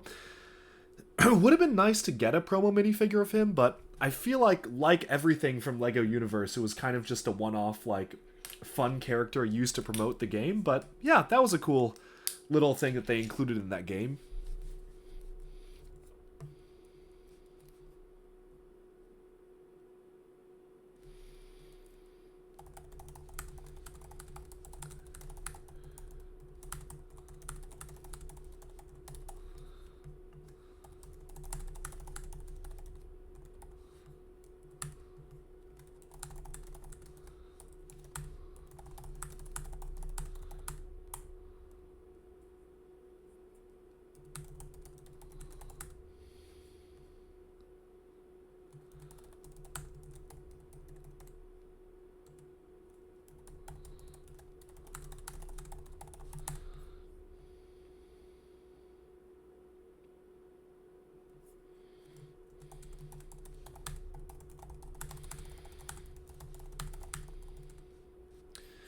Did I play Lego Universe when it was around? I played it when it became free for everybody to play. Like right before it got shut down, they made it free to play. So I did play that, but I did not actually buy the game because I was a little bit dubious in its long-term success, which ended up being correct. But I know it has a fan base, and I'm pretty sure some people are still trying to keep it alive. So that's very cool.